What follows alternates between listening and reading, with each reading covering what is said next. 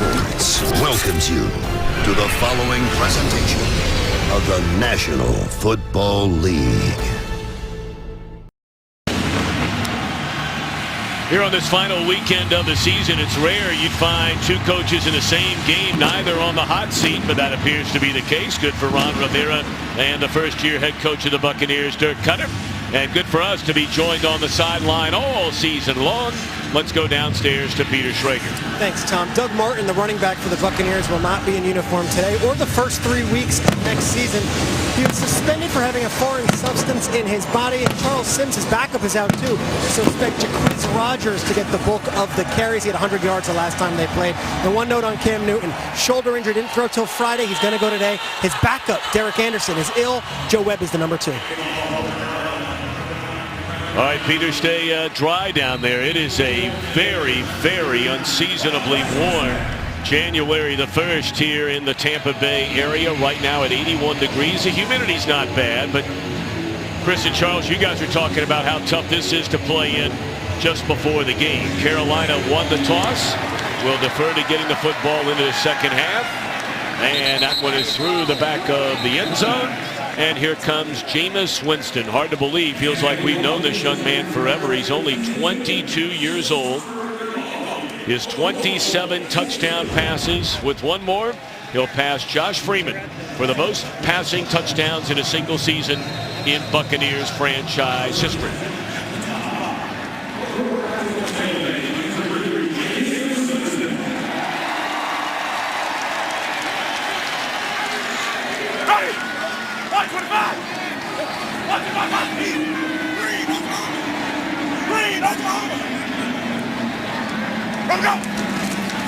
Going around and handed to Rodgers, and he spins out of trouble in a big-time carry on the first play from scrimmage. That'll be a gain of 15, almost 16 by Rodgers. Well, first of all, you're starting off with great tempo, and you're going to get the double team inside by Panfield here. Then up to the second level on Shaq Thompson and Jacquizz Rodgers. You remember the last time these guys played on a Monday night, Rodgers went for 100+1 with 30 carries. And that's how they set the tempo, and they want to set that tempo today against this tough Panther defense. Hey, Rodgers been a nice story. He spent 4 years playing under Mike Smith in Atlanta, was used regularly as a pass-catching running back. And that one sails high on the first throw by Winston. But now Rodgers getting a chance to carry the football and has done quite well for himself.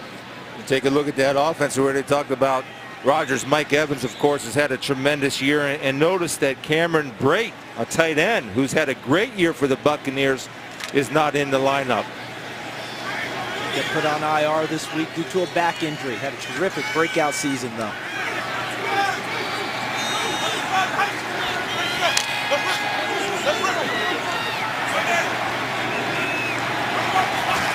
Empty backfield on a second down and 10.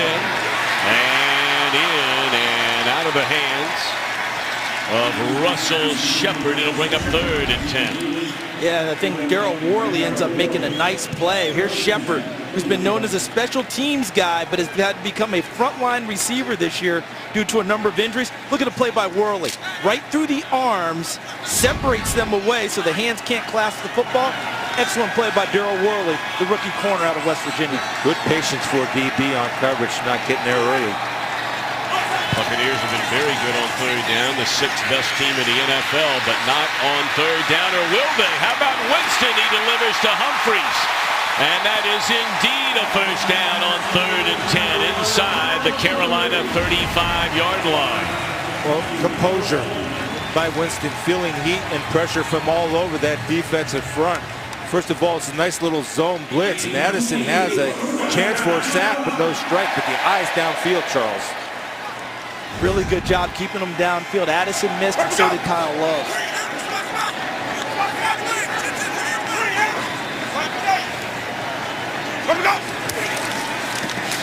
Out of the I formation, Rodgers spun down inside the 30 to the 28-yard line. A gain of 3. Love on the stop. We look at Carolina.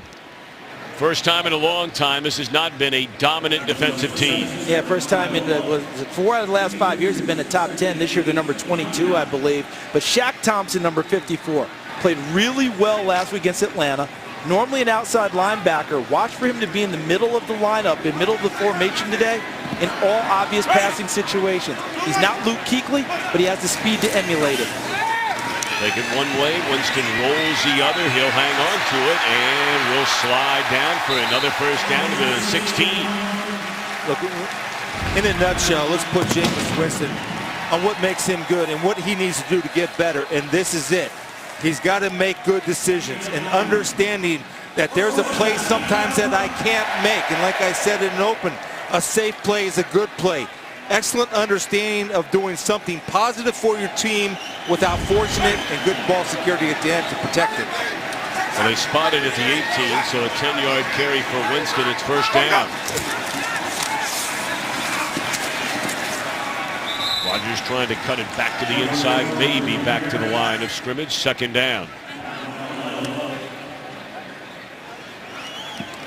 This is where Carolina excels on defense. Now understand they have the 32nd ranked pass defense with 6 interceptions, so they're kind of all over the board on consistency, but one area when you're second in the red zone, that gives yourself a chance. That means that they really strangle things down into deep in the territory, shorten the field a little bit, so you take your shot the farther you are out from the end zone. So if you want to take a shot at the end zone right now, this gives you a little bit of field to do so. Second down, good protection. And Winston again to Humphries. He's to the 15-yard line. It brings up third down. You know, you mentioned this Carolina defense. They're on the verge of doing something no team has ever done in the history of the NFL. That's lead the league in sacks and have the worst statistical pass defense in the NFL. Well, and they struggled really early on with the young corners, and they've gotten better and improved as the year's gone on. But that's an amazing stat to me. It really is. And this is where Tampa obviously misses Cameron Brate, who was a weapon for them in the red zone. Third down, 7. And a little too tall on the pass attempt to Shepard in the end zone. So out comes the field goal unit led by Roberto Aguayo. And when you're taking these types of shots, and you see Shepard as he runs a little bit of a slant inside, so he tries to work out, but a good job by Worley staying with it and being able to make a play on the ball as the ball gets to Shepard. As you noted, Chris, Tom, a little bit high, but Worley was right there for the hit. Well, in 3 passes that series, he missed high at all 3 times, and that sometimes comes from overstriding in the pocket. They're not all as tall as Mike Evans. Aguayo, a second-round pick out of Florida State, started slowly, is really coming on strong. And the field goal try from 33 yards out is good. He's made his last 7. Newton and company get the football for the first time in a moment. Today's game is sponsored by Southwest. Yes to low fares with nothing to hide. That's transparency.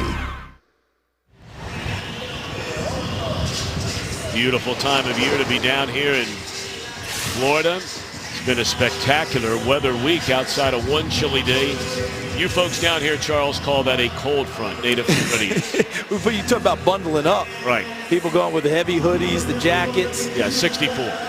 If you're a Birkenstocks person, you put on a pair of socks with it. Oh, really? Yeah, you know, when it gets cold like that. I thought they do that in Colorado. That one hit through the back of the end zone. And anything under 70 here, Tom. well, here comes Cam Newton, the number 1 pick, 2011. Not been his kind of year. 52% of his passes he's completed. That's the lowest among all quarterbacks going back to 2011. His prior career low was 57% in 2012. What's happened? There's been a number of factors. Offensive line, receivers not getting open downfield, his inaccuracy throwing the ball. His head coach has talked all week about the need to evolve going forward for Cam Newton in his game and the offense. But today, they need the Cam Newton at Superman. The guy that can rip open that number 1 and see that big S on his chest. That's what they need today.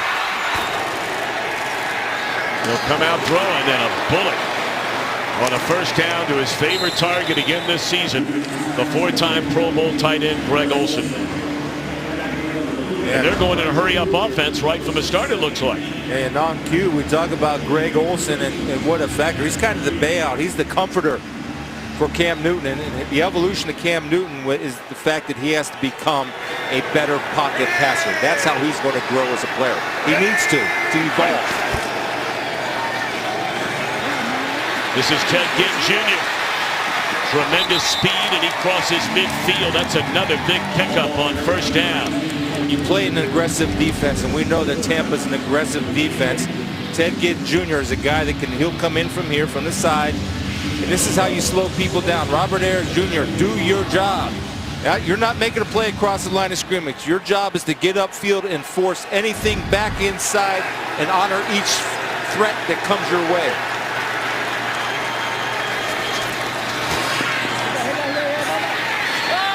Long throw, and again it's Ted Ginn Jr. after a 17-yard run. This catch puts him inside the 25. They'll spot it at the 23-yard line. Gain of 22 against this Tampa Bay defense.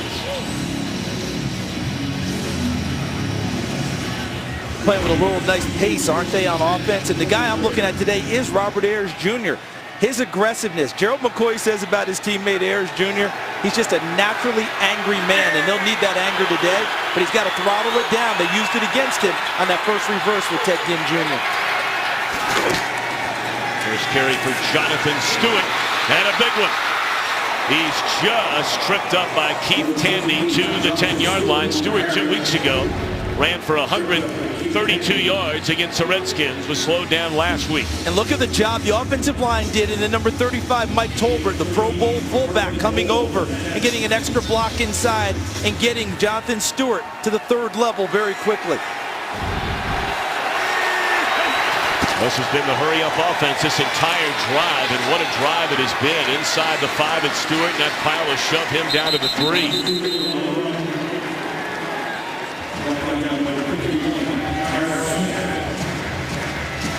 Got to go back to the second week of the season, the last time the Panthers scored a touchdown on their first drive of a game.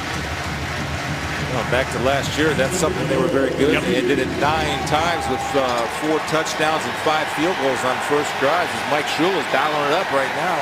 You know what else they're doing? They've gone back to last year where Cam Newton's calling a lot of this offense from the line of scrimmage. They gave a lot of responsibility last year. It worked very well. They've opened up with it today. Back in the hands of Stewart, sniffing the end zone, and he will get there. It's a touchdown, and Carolina, who had scored just 22 points this entire year on their opening possession of the game, with a touchdown here in Tampa. See the gap right there? That allows Norwell to pull without tripping. And here's the thing. Tampa Bay did not play the power with conviction. They're waiting on blockers to come to them. That's a power play. That's a backside lineman pulling with a lead fullback. And if you don't meet that at or behind the line of scrimmage, you have too many people in white jerseys and silver helmets pushing that line of scrimmage and getting momentum, and it's an easy run for Jonathan Stewart. Like how you said that, Mike Smith, the defense coordinator, said they've got to meet the power runs with conviction today. Graham Gano with a point after. So the Buccaneers with a field goal. The Panthers answer with a touchdown. Today's game is sponsored by Bud Light. Strike gold and you can win Super Bowl tickets for life. The Panthers, for the first time since their season opener in Denver, score a touchdown on their opening drive of a game. I like the pace they played with on that first drive, Chris. I mean, they came out. It wasn't super hurry up, but you could tell they were detailed, knew what they wanted to get done, and played with a little better tempo than what we've seen this year. They played with anger and attitude. We've been waiting to see that from this team, and they established a physical front up front and let them know that even though it's week 17, we're not going anywhere. Like the playoffs, we're to go ahead and punch you in the mouth and see what you have in return. Well, an improbable series of events for the Buccaneers to make the playoffs. Let's start with the early games. Dallas, Indy, Tennessee all need to win. 4:25 games. Niners, Giants, and Redskins have to tie. How about that? And then later tonight, Detroit must beat the Packers. So, you're saying there's a chance. Early scoreboard watching those games we just made reference to. Tennessee is winning. No score in the Cowboys and Eagles. Jaguars lead the Colts. First down. Catch made by Humphries. That'll be a gain of 6. And we send it back to our dear friend in Los Angeles, Carissa Thompson. Thank you, Tom. Happy New Year. Opening drive. Patriots looking to lock up that number 1 seed in the AFC. That helps. Play action to Martellus Bennett. For that 2-yard score, they're up early, 7-0. Back to you, Tom. All All right, Chris, thanks. Happy New Year to you as well. Let's go. Give it to Rodgers. He'll be a busy man today. And when you run like this, you should be busy. Rodgers inside the 45 and dropped to the 43. Well, Thomas Davis is a pro, great player. You got to get off blocks. You can't give up 1-for-1. And watch the job done on Thomas Davis right here as Panfield pulls around. You see how he gets his hands inside, push, push, push. There's no separation. Excuse me, Joe Hawley, great pro. Center, outstanding effort. Rodgers with his 5th carry, and already he is up to 45 rushing yards on the afternoon following that 27-yard run a moment ago. You know, Chris talked about at the top of the game what Tampa did the first time against Carolina and how Jacquizz Rodgers started that game. Just running the heck out of the football, and they're doing it again today as he gets a quick breather. Peyton Barber checks in the backfield. They fake the pitch to him and wide open, but a drop by Mike Evans. Drops were a big story for Evans last year. That's his 7th drop this year, 3rd most in the league. Watch him coming across the middle and watch his head. He's trying to get upfield before he secures it. Why? Because he felt Michael Griffin there, number 22. He saw Griffin there in coverage. He knew he was there, and he was trying to get his head around so he could get eyeballs on him while tucking the ball away, and his hands didn't cooperate. Flip it, flip it. No, please, stop it, please, stop it.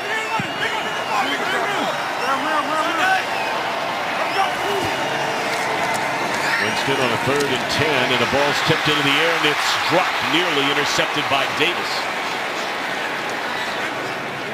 And out comes a punt team with a new 5-year deal in hand for Brian Anger, the Tampa Bay punter. He's got to feel good about himself, but Jameis Winston would love to have this one back because he wanted to have a chance to make that completion downfield, but inside it looked like number 99, K1 KK Short, who was in the Pro Bowl last year, gets a hand up. Chris, as they always say, if you can't get to the quarterback, get your hands up in the passing lane. Try and affect the play, and that's exactly what he did.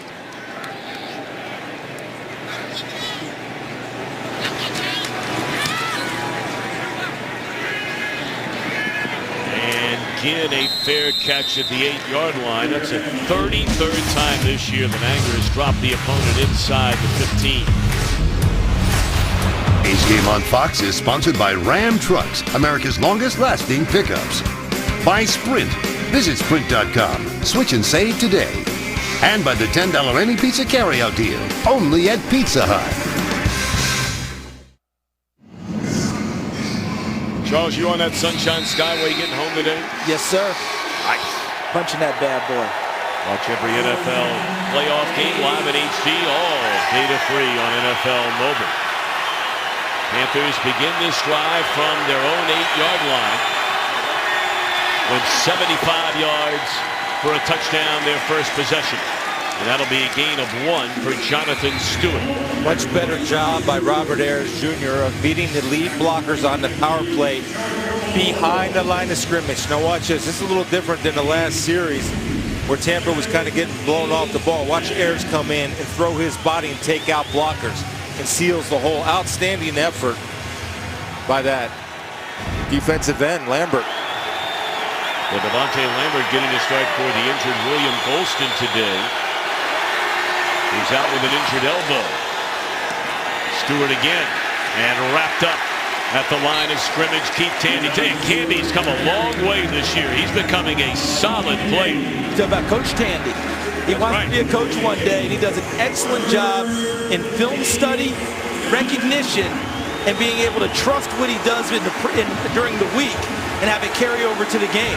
That's how he's gotten a couple of key interceptions, and I think he saw that in the running game there and showed early and made a nice tackle.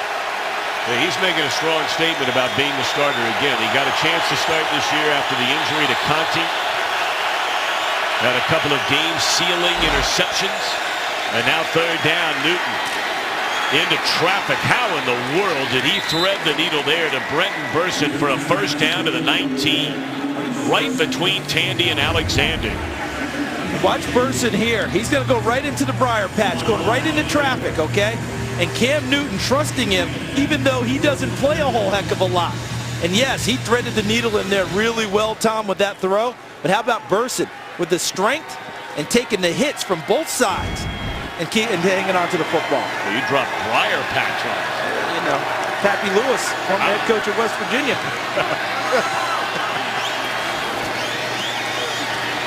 Set up the screen to Stewart. Adam Norwell out in front, and that'll be a gain of maybe 7, closer to 6. Tandy again on the stop.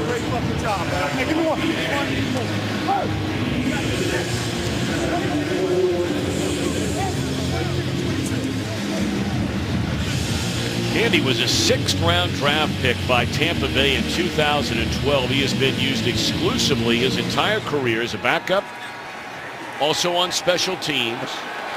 But then when Conti injured his chest, he had the game-sealing interception against San Diego. And then a week later against New Orleans, we were here for that. Bozzie Whitaker on a 2nd down carry. Maybe back to the line of scrimmage. 3rd down again coming up. It's another beautiful job by Lambert of beating it and wrong shouldering. Watch the wrong shoulder. This is an important coaching point. Because you want the ball to bounce outside, you're going to wrong shoulder and come underneath the puller. This is excellent execution. See how he wrong shoulders and bounces it to the unblocked players? Now that's disciplined defense and smart defense. So when you're saying wrong shoulder, he took his outside shoulder and made it the one inside, as you said, so the ball would bounce outside where he had all the support.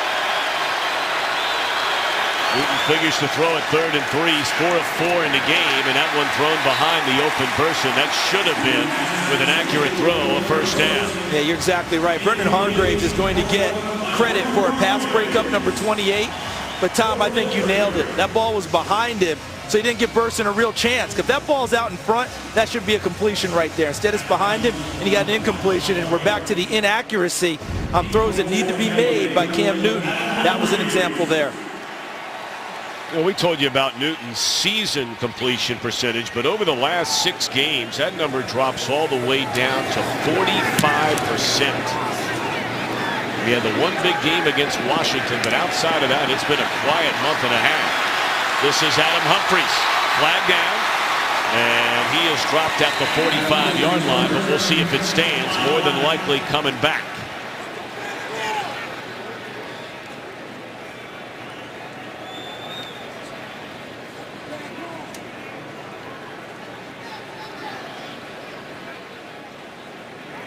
During the return, illegal block in the back. Return team, 10-yard penalty, 1st down, timeout. So a timeout on the field. Newton and the Panthers out to a 7-3 lead over Jameis and the Buccaneers. What's up? Then you're over with. Then you're over with. All we got is now. All we got is these numbers. Give it everything you got. Tell you what, when you're 22 years young, you have that kind of energy, don't you? Yeah. Here's the one thing I learned as a player. I never tell another player how to get ready. If that's what Jameis does, go do what you do and get ready and make sure you're able to perform. I just would worry that he's going to extend all his energy. But so far, it worked for him at 22.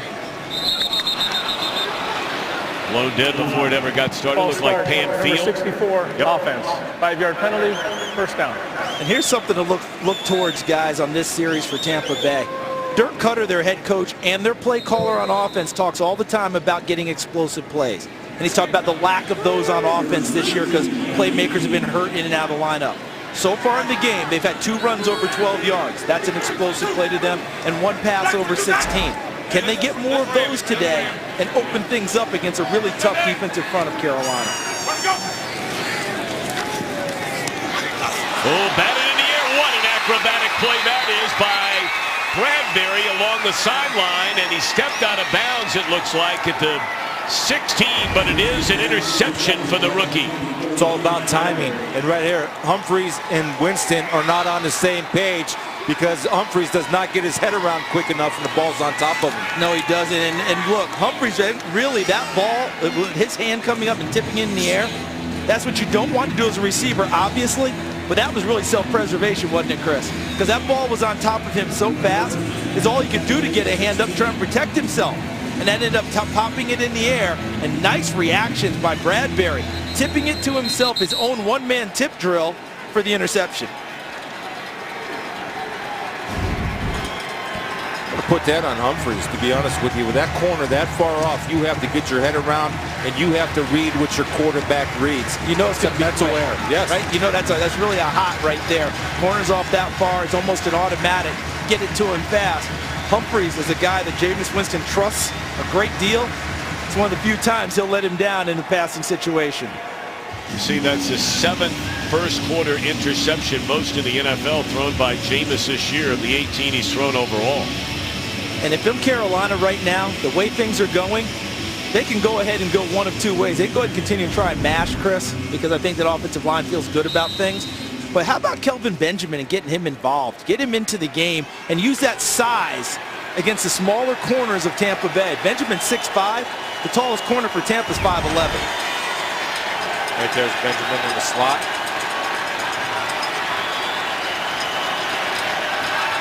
So inside the red zone after the takeaway, and Newton is dropped, slammed to the deck.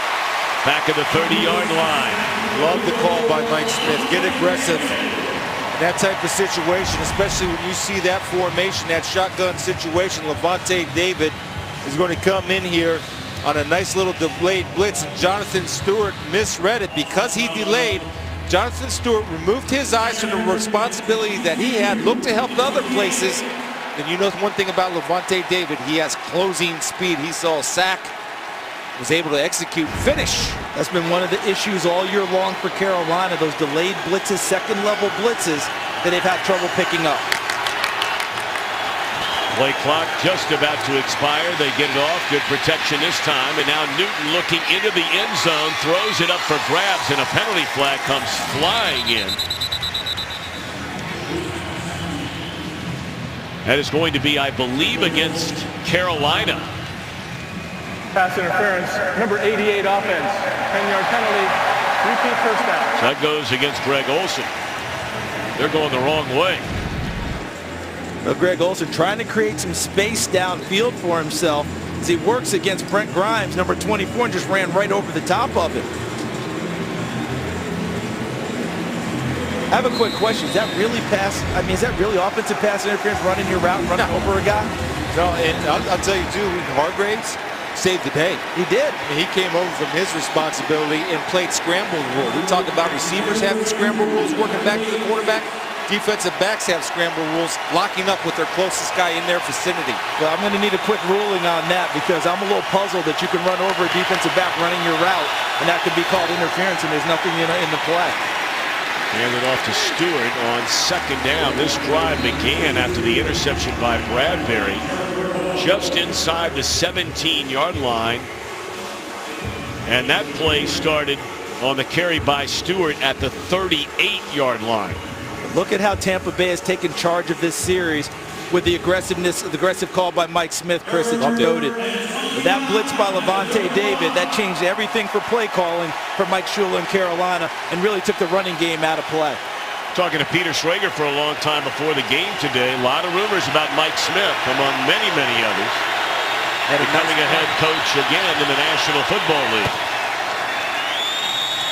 Ted Ginn is dropped to the 27. Mike Smith had a lot of good seasons as a head coach, Peter, in Atlanta. What are you hearing now?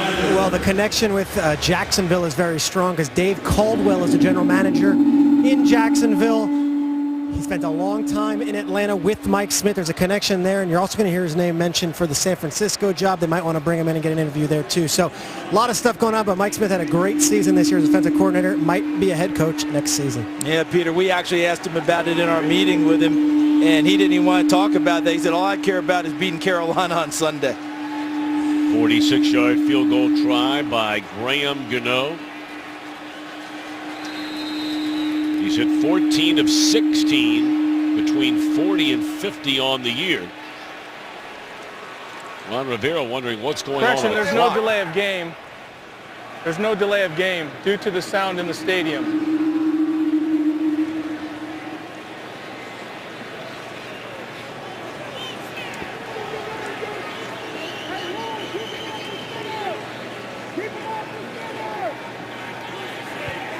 All right, so Graham now will work out of the snap of J.J. Jansen. Out of the hold of Michael Pilardi, 46-yard try to extend the lead to 7.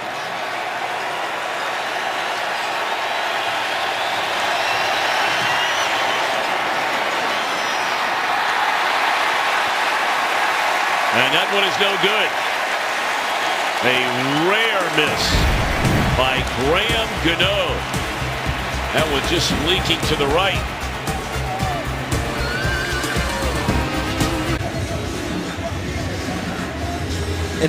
And how about the crazy sounds you get in a stadium sometimes, guys?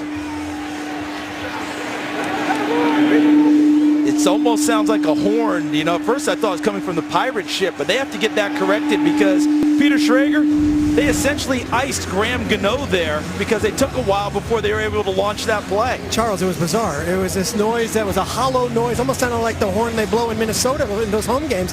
Now, Carl Cheffers, the official, came over, spoke with the audio guys here in the stadium. We're about to play ball, but let's keep an ear on this. Not even an eye, an ear on what happens moving forward. I thought it might have come from that pirate ship initially. Yeah, I mean, the whales don't migrate this neck of the woods. So, first down carry for Rodgers.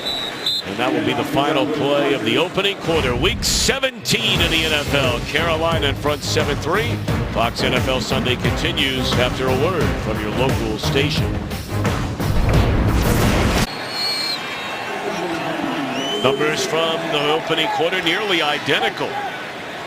Outside of the time of possession for the Panthers on their touchdown scoring drive, they were unable to score after a takeaway following the Bradbury interception, and that's the first catch of the game by Mike Evans. His 92nd catch of the year. He's on his way to the Pro Bowl.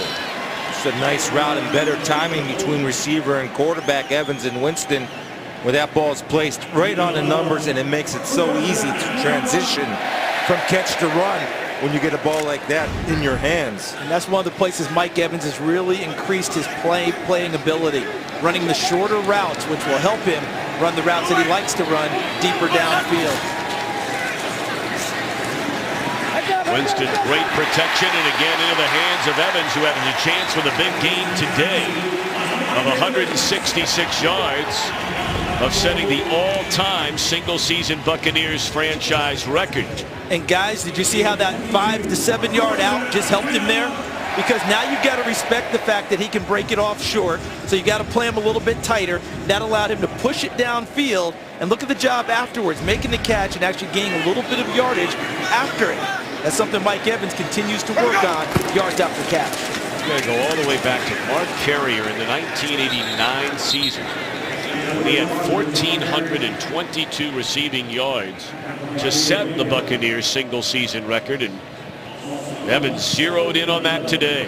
And also what he zeroed in on, he has gotten better at creating separation. At the beginning of the year as a receiver, there was problems creating any type of separation, and by route running and improving his route running, as you mentioned, Charles, in his intermediate routes, it makes him that much more of a danger to cover and hard to cover. Play action. Winston steps up, escapes trouble from Mario Addison, and then is caught from behind, and the ball is stripped away. Wes Horton had one of those 2 weeks ago in the win over Washington, and he's the one who stayed with the play and strips Winston, and that's his second takeaway, much to the delight of Luke Kuechly. Horton ripping it out of there. Carolina football. Today's game is sponsored by Chevrolet. More 2016 J.D. Power Dependability Awards than any other brand.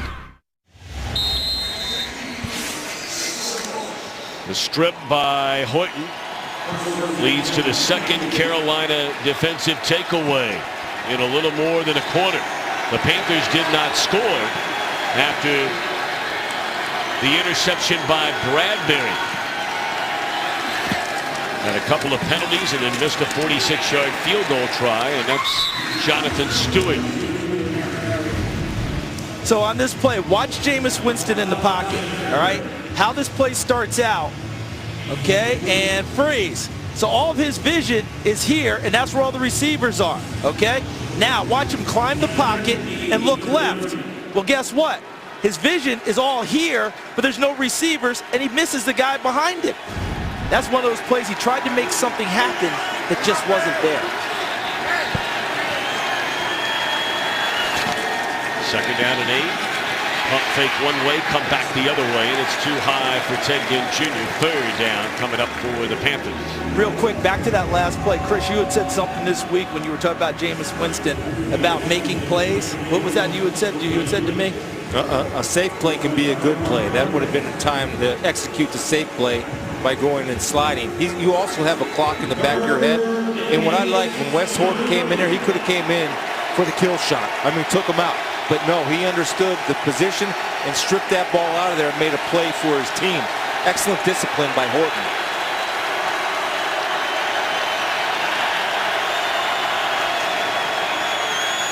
So on third down, and Newton is sacked by Ayers all the way back to the 21-yard line. But he was under duress before Ayers ever got there. So Mike Smith is getting aggressive. He's not going to let Cam get comfortable.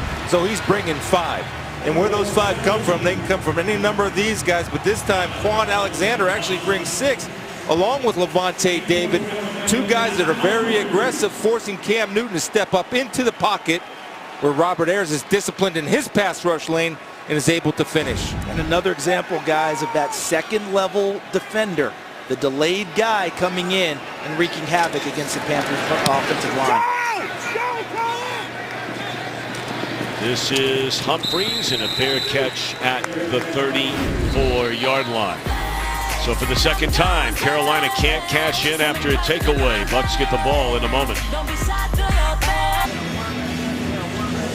7-3 Carolina in front of Tampa Bay. You see the first 4 possessions, a field goal to start it. A couple of turnovers in each of their last 2 possessions, but no points surrendered off of those turnovers. Jaquiz Rogers, they fake it to him. Winston looking around and just throws it away. Let's send it back to Los Angeles to Carissa Thompson. Thanks, Tom. Well, we thought we'd see Tony Romo, and we did. On his first drive of the game, he completes this 3-yard pass to Terrence Williams, his first touchdown since Week 11 of 2015. Dallas up 10-3. Tom? How about that? Well, bench Dak Prescott. Yeah. Bring back Tony Romo. Let it start. Tampa Bay's got a new center in Evan Smith, so you always want to watch the quarterback-center exchange, which was solid there. Rodgers is, of course, playing for Doug Martin. That was one of the biggest stories around here the last couple of weeks. He was a healthy scratch last week. We didn't know why. Peter, how about more on that? Yeah, guys, he was suspended for an illegal substance. Now, Martin is going to miss this game suspension and obviously the first 3 games of next season. The question is, will he be a Buccaneer? He's due $7 million in guaranteed next season, but that was all voided when he failed the test. So interesting stuff to follow over the offseason. Will Doug Martin be back? Well, Peter, you know, Dirk Cutter really trusts Jaquiz Rogers and what he does. It's going to be tough for Doug Martin. Here's another pass that seemed to sail on Winston. We documented that in the first couple of series. It's something Dirk Cutter documented in our meeting with him. And the problem where Jameis has is sometimes these are Dirk's words. He overstrides, which forces the ball to go high. One thing Dirk would like to do, and I agree with him, get rid of those moronic rules that don't allow quarterbacks into the building. He wants to work with Jameis one-on-one. He doesn't want him to go out and have to hire somebody in paradise, a quarterback guru. He's a quarterback guru. Let the players work with their coaches, especially at that position. Sign a waiver if you have to. Yeah, because right now, as you pointed out, Number 46, offense, 5-yard penalty, remains 4th down. Walk through more of that for those who don't understand. The collective bargaining rules state how much contact you can have coaching staff players in the offseason. There's way less of that now, obviously, Chris, than when you played. And what you're saying is you'd love for players to be able to say, listen, I'll sign a waiver because I want to get better and spend time with my coach. Why do I have to stay away from him? And that's probably what Dirk Cutter would love to have happen with him and Jameis Winston this offseason. Ginn handles the one-hopper, momentarily bobbled it. Spielman's about to go off the rails. No, Let him collect himself here in a minute. Sign a waiver. We're all good. Today's game is sponsored by Geico. 15 minutes could save you 15% or more on car insurance. Welcome back to Tampa. We're in the second quarter, 10:41 to go, and each team scoring on its first possession of the game. Buccaneers with a field goal. Carolina touchdown, and despite 2 defensive takeaways, no points off those takeaways for the Panthers. Second carry of the game by Ginn, who had a grand total of 12 this entire year. Any way you can get him the ball out in space, he's a threat to go the distance because of the great speed. Coach Shula, when you do those type of plays, you keep defenses off balance, and they've attacked Ayers both times with Ginn on his side, knowing Ayers gets extra aggressive from that defensive end position.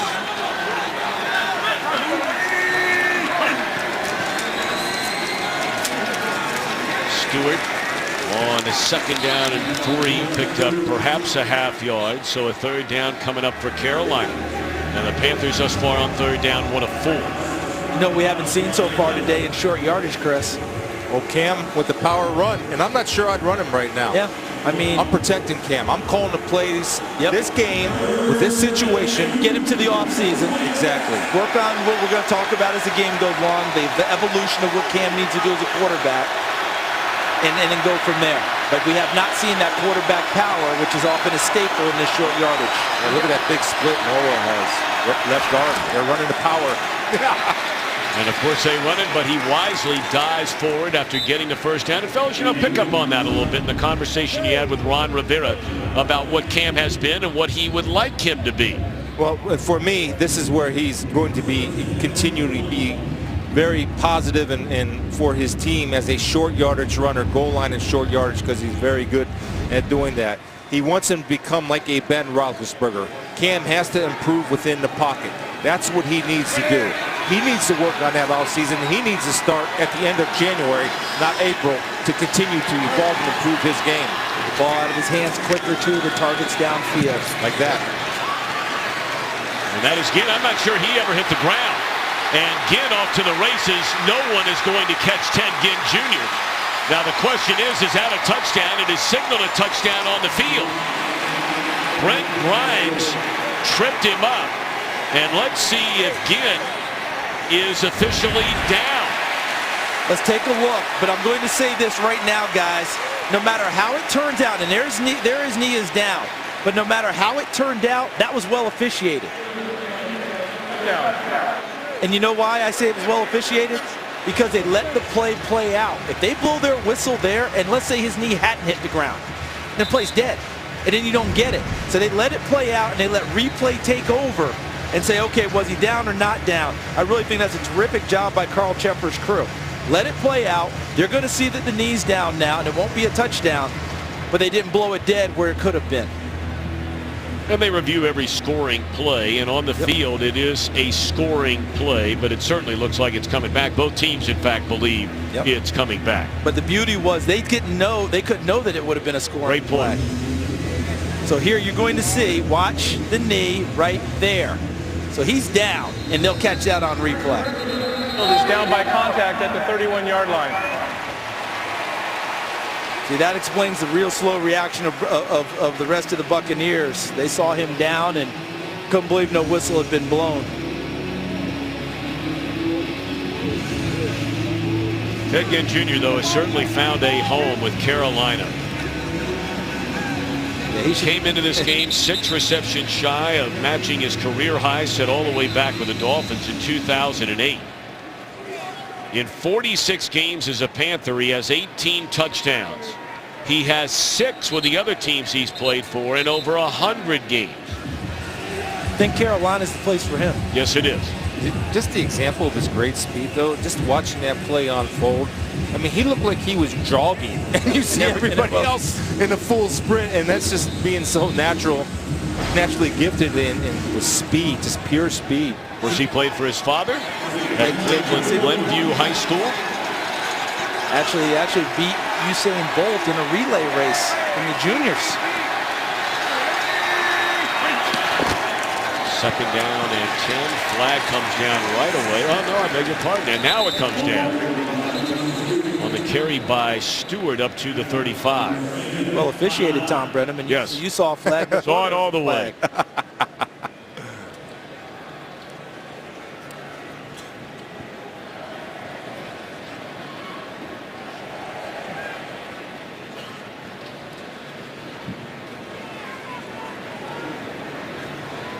Illegal block in the back, number 13 offense.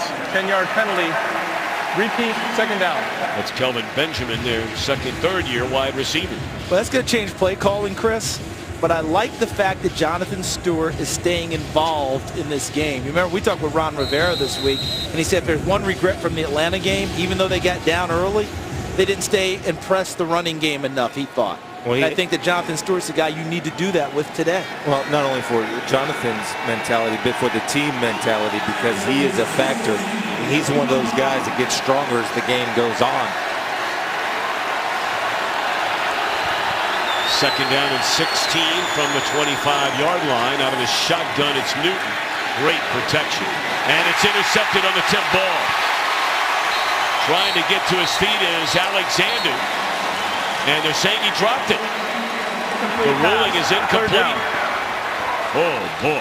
How in the world do you not hang on to that one? Boy, and defensive lines, not only in the NFL, but all around, are getting so much better at this, understanding that they're not going to get there. They have great timing in getting their hands up. And Gerald McCoy.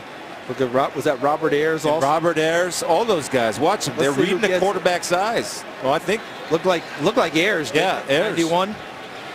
And then there's a chance for Quan Alexander off of the tip, and the ball goes through. You see, there's no control, and it hits the ground. Missed opportunities. Alexander's already had one interception, which he returned for a touchdown this year against the Rams. And now Newton going to air it out, looking down the field to Corey Brown. And he goes up into the air and just wrestles that thing away. I think that's, no, they're saying interception, or are they? They are. The two officials getting together. It looked like Brown had a hold of that football. Back there with Tandy. You be the judge. I thought ties go to the offense. I did too. You see Corey Brown across the middle, and Cam puts it up there to give him a chance. But Tandy gets underneath and wrestles it away and comes down with the football. You see how he got underneath of Brown? Brown has it first. Tandy gets underneath, and with the arm, takes it away. And look at that. Keith Tandy has become a ball hawk in the secondary for Tampa. Today's game is sponsored by Mobile Strike. Download right now, free from the App Store. Well, we welcome for the first time our good friend Mr. Mike Pereira. And Mike, did you see it the way they called it? Happy New Year to you guys. I mean, I think you stay with whatever they called. They're looking to see if it's simultaneous. Now, simultaneous means that both players have to get control of the ball in the air at the exact same time. The question's going to be who got possession first. The ruling on the field stands. First down, Tampa Bay. And it looked like the correct call. Didn't you think, Mike, from where you sat back there and seeing our replays? Absolutely. You know, so many of these, the ruling on the field does stand. It's really close, but when they get that close and that confusing with the rule, the best thing you can do, as some say, you know, stands as your friend, that's what you got to stay with. Yeah, it's really close there, Mike, because Corey Brown had his hands on the ball first, and Tandy got the arm in and took it from him. So the first turnover today by the Panthers. It's an excellent play again by Tandy, whom we talked about earlier. And that'll be a gain of 3, almost 4 on first down for Peyton Barber. You know, I just want to go back to Tandy on this play, because so many times I watch games, I hear people say, you got to look back for the ball. You got to look back for the ball. No, you don't have to look back for the ball. What you have to do is go up and play through the receiver's hands, just like Mike Tandy did. Because if he would have looked back, Corey Brown got the reception, not Tandy with the interception. Pam Field, the injured Buccaneer. So the interception thrown on the takeaway there by Tandy in the secondary. And, you know, both teams came out of the gate firing offensively. We've seen 3 turnovers ever since. Yeah, and the way these teams are going at it, what I like about it is Carolina knows they're not going to playoffs. They're playing awfully hard. Tampa knows they have a very slim chance. They're obviously playing awfully hard. But, Chris, I got to go back to the Tandy interception. You mentioned you don't always have to turn your head and find the ball. Find where the play is going to be, then make a play on the ball. And that's exactly what he did. If Tandy would have turned and looked back for the ball, Corey Brown makes that reception because he would lose sight of the hands and he would not be able to make the timing that he made. The other thing, what I like what Mike Smith is doing, his scouting report on Cam Newton, is pressure the guy. And that's what they've been doing. Rarely do they not bring 4 or 5 or 6 guys when it's a passing situation.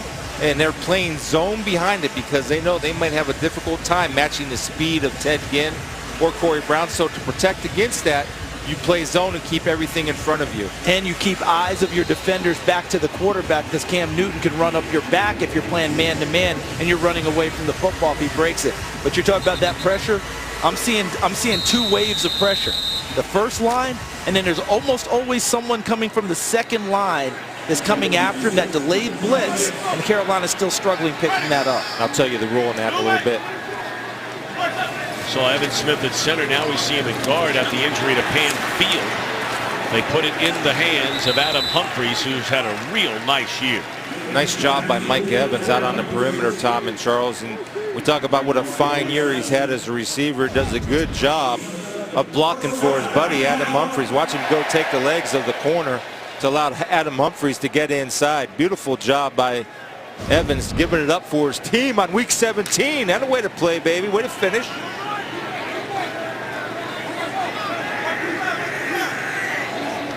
Ready!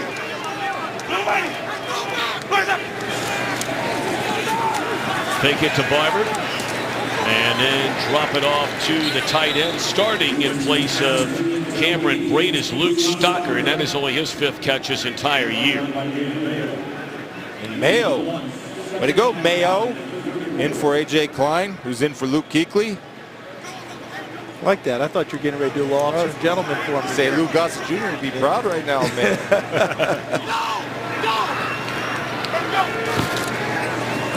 Put it in the hands again of Jeffries, and looking for a block from Evans. Or Humphries, I beg your pardon, looking for a block from Evans. And it'll bring up 3rd down. Better job on the corner out there, not giving space. I love it, man. I love when corners and receivers, a physical corner and physical receiver, which is almost an oxymoron, but they're going at it right here.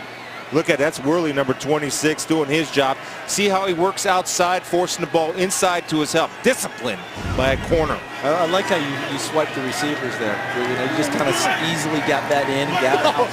Used oxymoron. Defender fell down in the first catch of the game for Freddie Martino.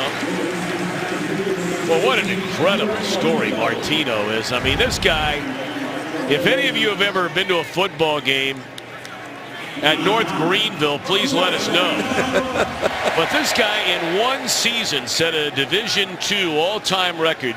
In 11 games, had 146 receptions in 1 year. But nobody wanted him. He's had a chance this year with Tampa Bay, and although the catches have been few and far between, he's playing in the National Football League, right, Peter Schrager? It's a great story, Tom. He's from a town called North South Carolina with a population of 754 people.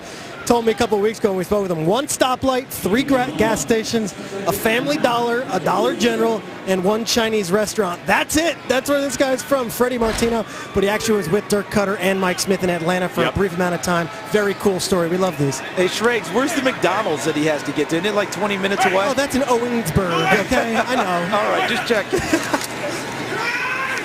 Second down. Winston's going to run it.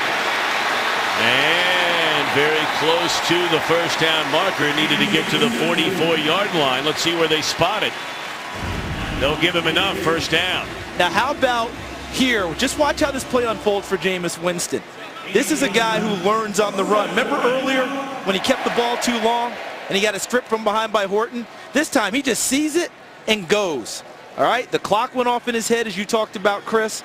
The receivers weren't there, and instead of staying in the pocket and outliving the usefulness of the play, he went and gained what he could. It's been a pretty successful play early on to Humphries. And that's a gain of 9 on first down, and we send it back to L.A. to Carissa Thompson. Thanks, Tom. Well, Tony Romo had 1 series and 1 touchdown. Unfortunately for Mark Sanchez, it ended like this on his first series. Intercepted by Jordan Hicks. Dallas is still up 10-3. Tom? All right, Carissa, thank you very much. I mean, would you have thought about playing Romo a little more today? It's been a long time, and you never know once you get in the playoffs when you're going to need your main backup guy. Rodgers on a second down and a yard. Very close. We'll see where they spot it. I think, Tom, if he would have came out and not thrown a touchdown pass, you let him get a little bit more of a feel. But when you leave on a good note, Tony looks, I still have it. I don't need to go anymore. I'm good.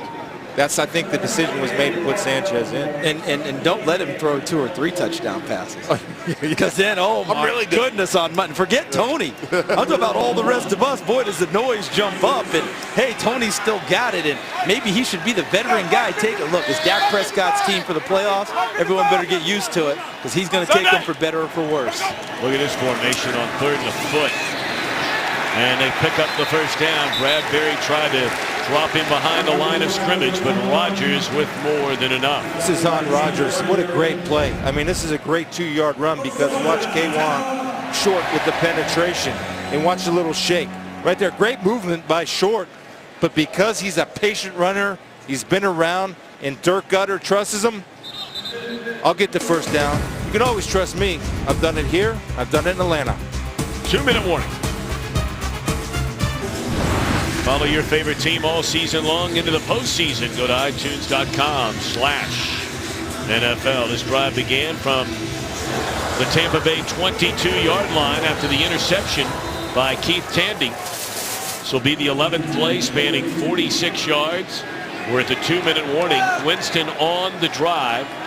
5 of 5 for 30 yards and a first down run. First 30-second timeout. After the 2-minute warning, you have to spend a timeout.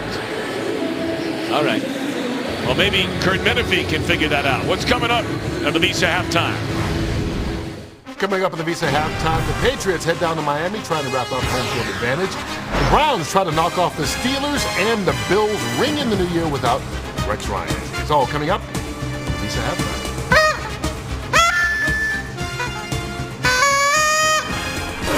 Nice tune. You think? I'd like to hang out with Terry on New Year's Eve.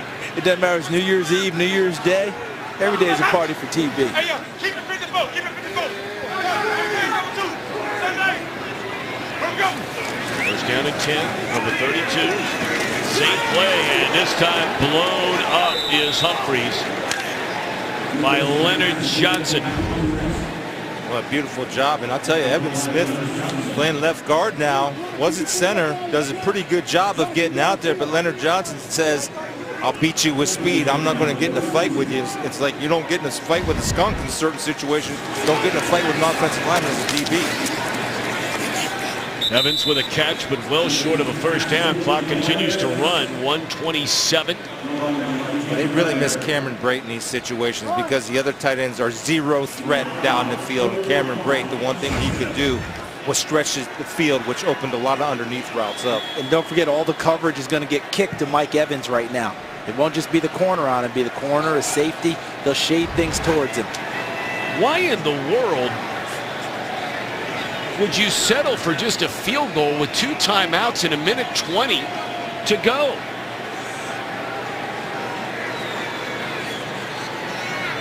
Say he wants a timeout now. America's fastest growing sports show is on FS1. Tomorrow, we debate all of today's NFL action and look ahead to the playoffs. And I'll tell you who's going to win the Super Bowl. Leave the predictions to the expert. Undisputed, 9:30 Eastern, FS1. Rose, I want to go back to the question. I mean, look, I get it before 3rd down that maybe you don't want something bad to happen, but by the time that Evans was tackled, there was 1:20 left to go on the clock. That could very well have been the call he had coming in. He didn't like the call. So he said, let's go ahead and make sure we have it right. Get the timeout here and take our shot on 3rd down before giving up and deciding to go for the field goal. See if it pays off. They throw the jump ball and well covered by Bradbury on Evans. All right, actually, I'm giving him more the benefit of the doubt. There was 1:30 left. 3rd down and 5 coming up after Evans was tackled. 1:32 on the clock. Yet 2 timeouts left. So you have that. What could very easily have happened, personnel might have gotten mixed up on what he sent in. didn't like the call or what he thought the defense was about to present, and did not want to mix up there, wanted the timeout to make sure he had it right on third down. All right, 46-yard try by Aguayo. Good snap, good hold, and he hooked it wide left.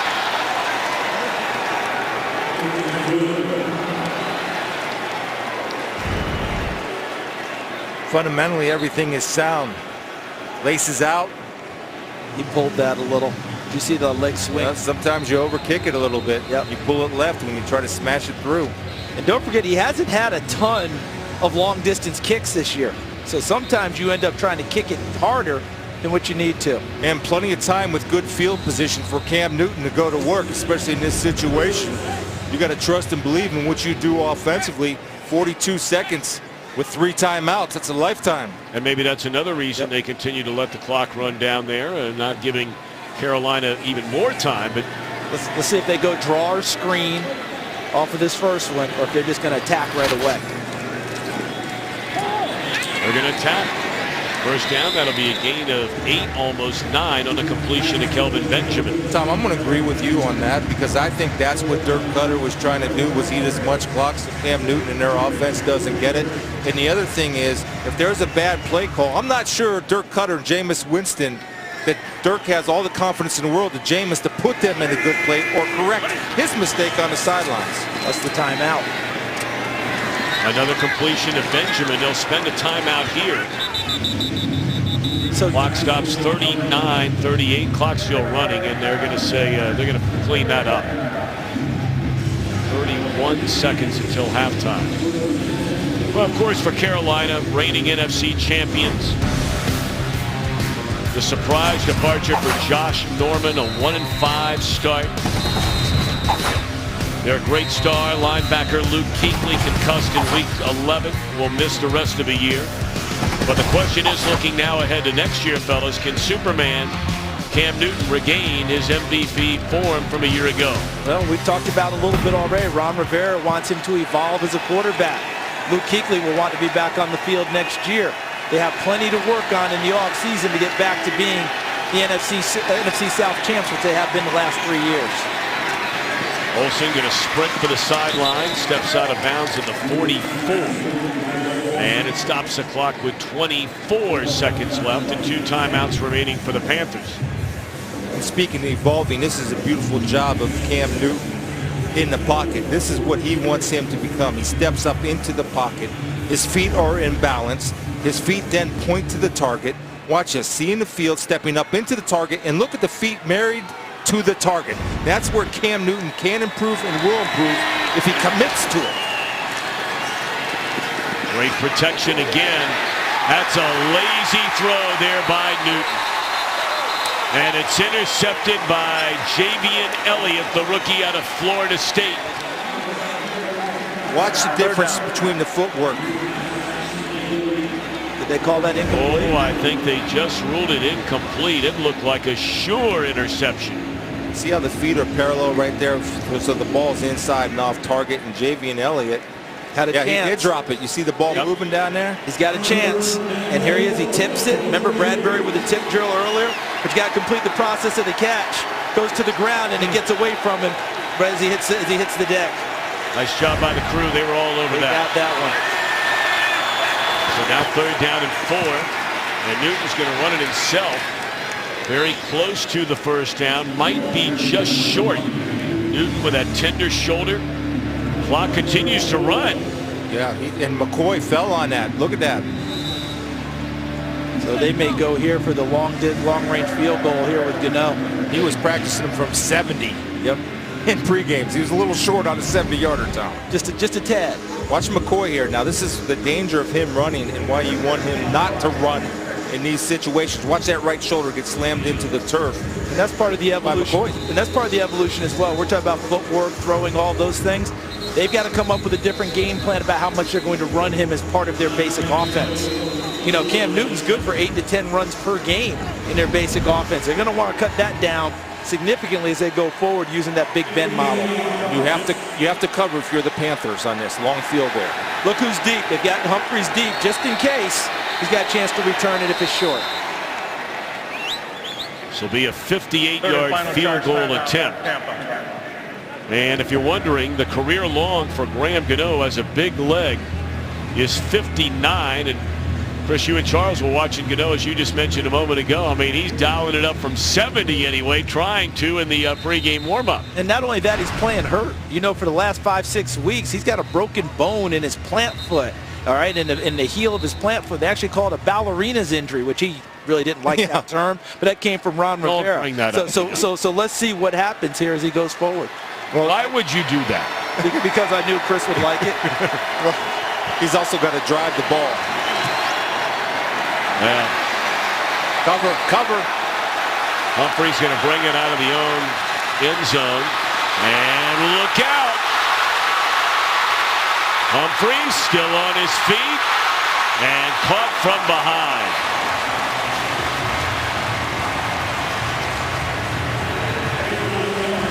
See, that is a nice hustle play right there by Ed Dixon, a 7-year veteran tight end, to chase him down. And you notice it was the tight end that chased him down. You have a lot of big people, offensive line types on the field on field goal attempts. You end up putting your punt return unit on. You remember Auburn doing that a few years ago in that kick six? You put your punt return unit on there quicker and lighter and gives you a chance on a return like this, and Humphreys nearly broke it. Yeah, I'm going to tell you, that's two well-coached teams right there in that situation. You can tell that's been practiced because watch Tampa Bay. They're setting up a return. They're not looking for whether that ball is good or not. They know it's not good, and they all turn into punt return teams. And not bad for the offensive lineman and Gano punching it back inside. Yeah, Dixon could make the play. I wouldn't doubt at all that Tampa, as you noted, Chris, put their punt return unit on rather than their regular field goal block, because you have lighter guys on. They're used to returning it, and as you noted, they set up a wedge and a wall to try and get Humphreys back downfield. Now, you know, we talked about earlier, I mean, it's a dim light, very, very dim light, but the Buccaneers are going to halftime trailing here, fellas, at 7-3. There is still a long shot, albeit a chance, but it starts with having to win this game first. Yeah, and I think what it also starts with is Jameis has got to settle in. He's been a little off target right now, and to me, if you look at the Buccaneers, they're really missing Brate. Not only Brate's production as a receiver, but as a defense, you must account for that tight end, which helps everybody else on the outside get open. We'll see if there are any adjustments are made in that area. All right, we're going to send it back to Los Angeles for the Visa halftime. Here in Tampa Bay, it's 7-3 Carolina. Let's send it to Kurt in the game. First half moments brought to you by Febreze. Back in the hands of Stewart, sniffing the end zone, and he will get there. It's a touchdown. Horton ripping it out of there. Carolina football. Those were today's first half moments brought to you by Febreze. Carolina will get the football to begin the second half. Both teams scored on their opening possession, you may remember. Tampa Bay went down the field, kicked a field goal. And for the first time since week 1, the Panthers scored a touchdown on their opening drive of the game.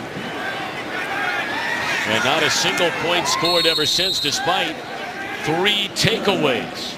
All right, let's go downstairs to our main man, Peter Schrager. Thanks, Tom. Spoke with Ron Rivera as he was going into halftime. He said, look, there's 1 half left to the season. It's not over yet. Let's finish strong. One thing I noticed, Cam Newton came up gingerly on that 3rd down play leading up to that missed field goal. Keep an eye on his shoulder. And Dirk Cutter said, our defense has been excellent. Our offense needs to step up. He said he lit into them at halftime. Said, offense, stop making turnovers and start making plays. Dirk Cutter saying 2 days ago, the big difference between 9-7 and 8-8. Yeah, Chris Spielman talked about that all week as a player, what you carry with you into the offseason. Doesn't necessarily translate into next year, but you sure feel good about what you accomplished. First down carry by Stewart up to the 28-yard line. Look at some of the numbers. Anything jump out your way besides the fact that neither team was able to capitalize on any of those 3 turnovers? To me, just the quarterbacks have been average at best. And I think if I'm Carolina, I'm looking to get my offense back on track. Jonathan Stewart getting involved. And also, against this zone defense, have Cam start working toward next year, being that point guard, and distribute the ball underneath these zones. Like that. Oh, doctor. Tiptoeing along the sideline is Brent Grimes. Did he stay in bounds? One official looks at the other, and it is signaled a touchdown. But when you stare it down all the way, 34 years old, Brent Grimes is going to get a great jump on the ball because Cam Newton's eyes never left Ted Ginn Jr. and his jump was tremendous, Charles. And I don't think Ted Ginn helped out at all either, because the way he came off the line of scrimmage, Brent Grimes, despite the fact Ted Ginn Jr. is a monster sprinter, he never felt threatened. He kind of came off the line of scrimmage almost with a little skip step. So Brent Grimes never got into a full back pedal and just drove on it. Great point, because with a speed receiver, Brent Grimes will do it. And if Ted Ginn Jr. is not busting him down the middle of the field, he'll never get him out of his back pedal, and the outcut is irrelevant. As fast as Ted Ginn Jr. is, he should never run a route that doesn't feel like he's going deep. Exactly, that's his weapon. Because that's the one that gets defensive backs out of their back pedal, gets them away and creates separation. In this case, Brent Grimes never felt threatened at all and made a terrific play. But he was staring him down the whole way. Yeah, his eyes were on him the whole time. I'd say it's a bad combo between the two of them there. Yeah. Neither one helped the other. Team deal. It is confirmed that Grimes did not step out of bounds along the sideline. And that is an interception return for a touchdown. Grimes can do what Cam can do. A late Merry Christmas. Today's game is sponsored by Southwest. Yes to low fares with nothing to hide. That's transparency. By the all-new 2017 Ford Super Duty. This is the next level. And by T-Mobile. Switch to the network built for unlimited data.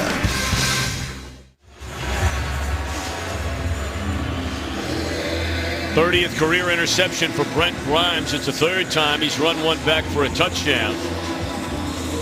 The other two coming in Miami. For Cam Newton, 13 interceptions now on this season against 18 touchdowns. My, oh my. The difference between January this year and January last year for Newton individually, the Panthers collectively. Fozzie Whitaker bouncing off would-be tacklers. And Chris, you know, as defenders, we're always taught, trust your eyes and make a play. So I wanted to see if we were right here. Here's Cam Newton on the left side in our split screen. Watch and see if he stares it down. And Ted Ginn coming off the line of scrimmage, Brent Grimes just never felt threatened.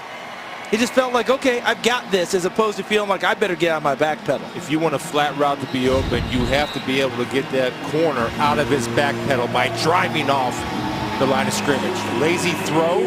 Lazy head and eyes by Cam Newton. A lazy route by Ted Ginn Jr. Results are disastrous for the Carolina Panthers. Stewart cuts it back to the inside, and that'll be a gain of 14 on first down for Jonathan Stewart. And there's no reason to get away from running the football.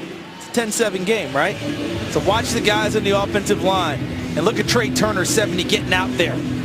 All right, look at 69, Tyler Larson, who's their third starting center this year.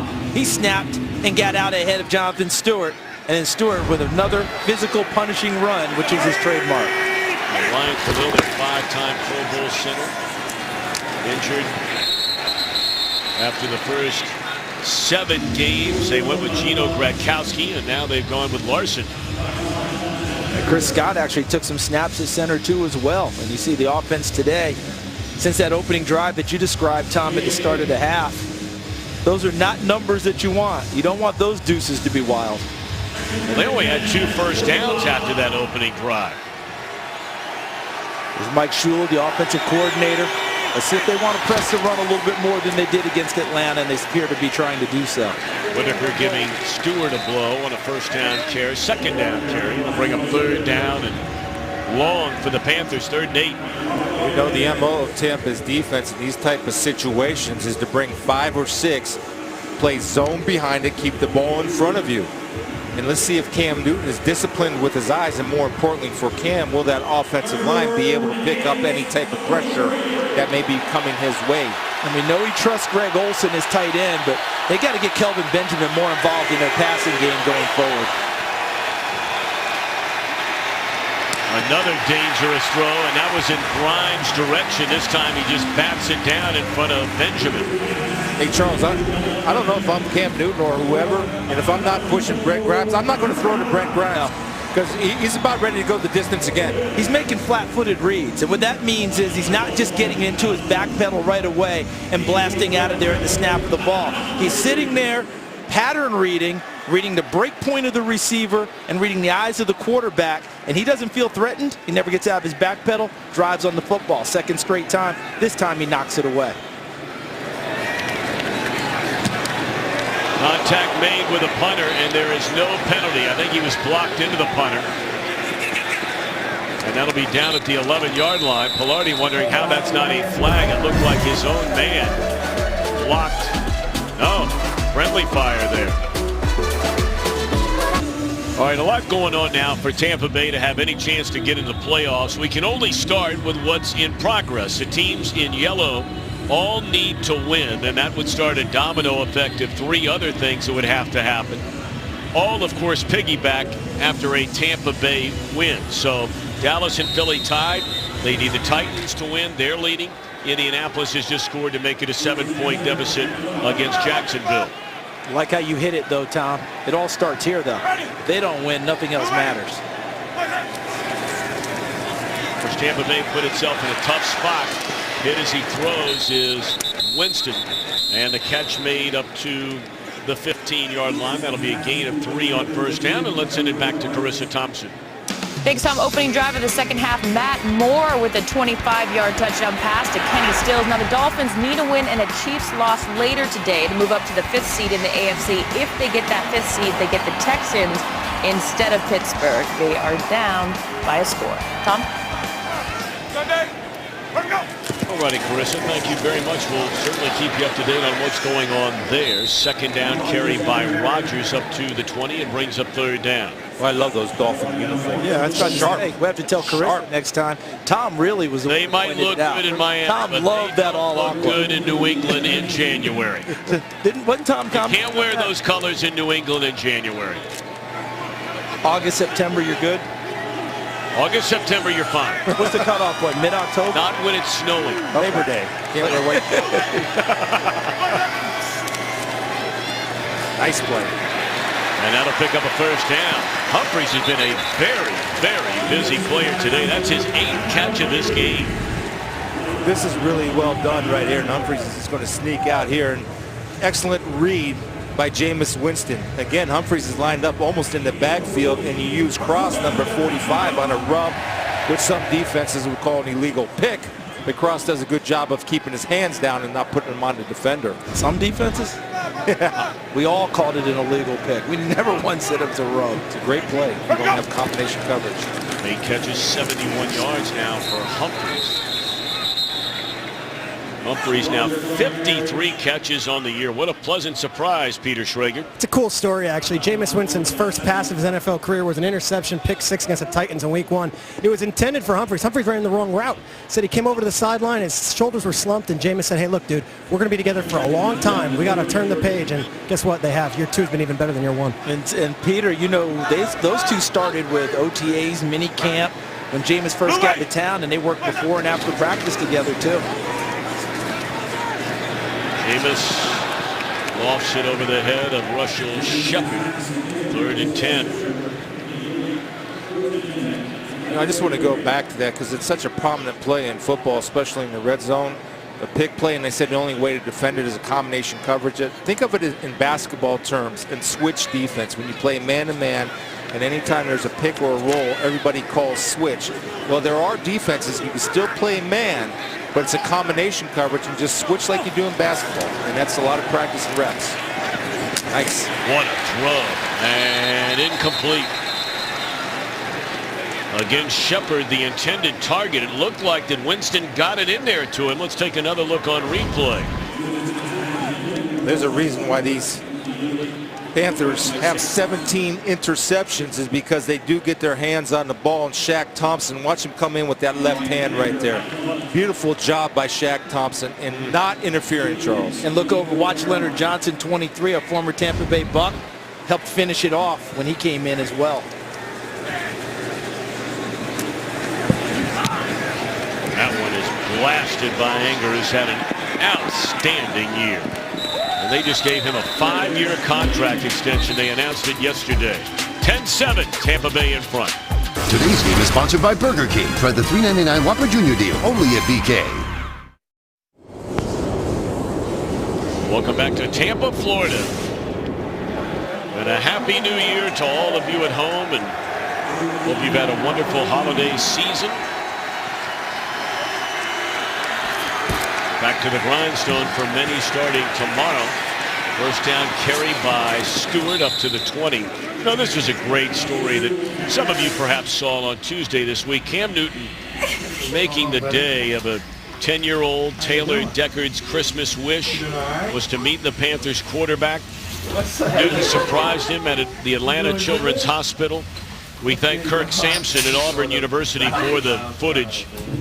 Boy, you know, every single week we all get a little cynical and all those kinds of things, but at this time of the year, and you think about families with children in the hospital over the holidays, and for anybody, but for Cam Newton to take the time during his holiday season as well, while he's back home seeing family and friends, to do that for that young man, God bless him. Good for him. It's tremendous. And you see the look on the dad's face.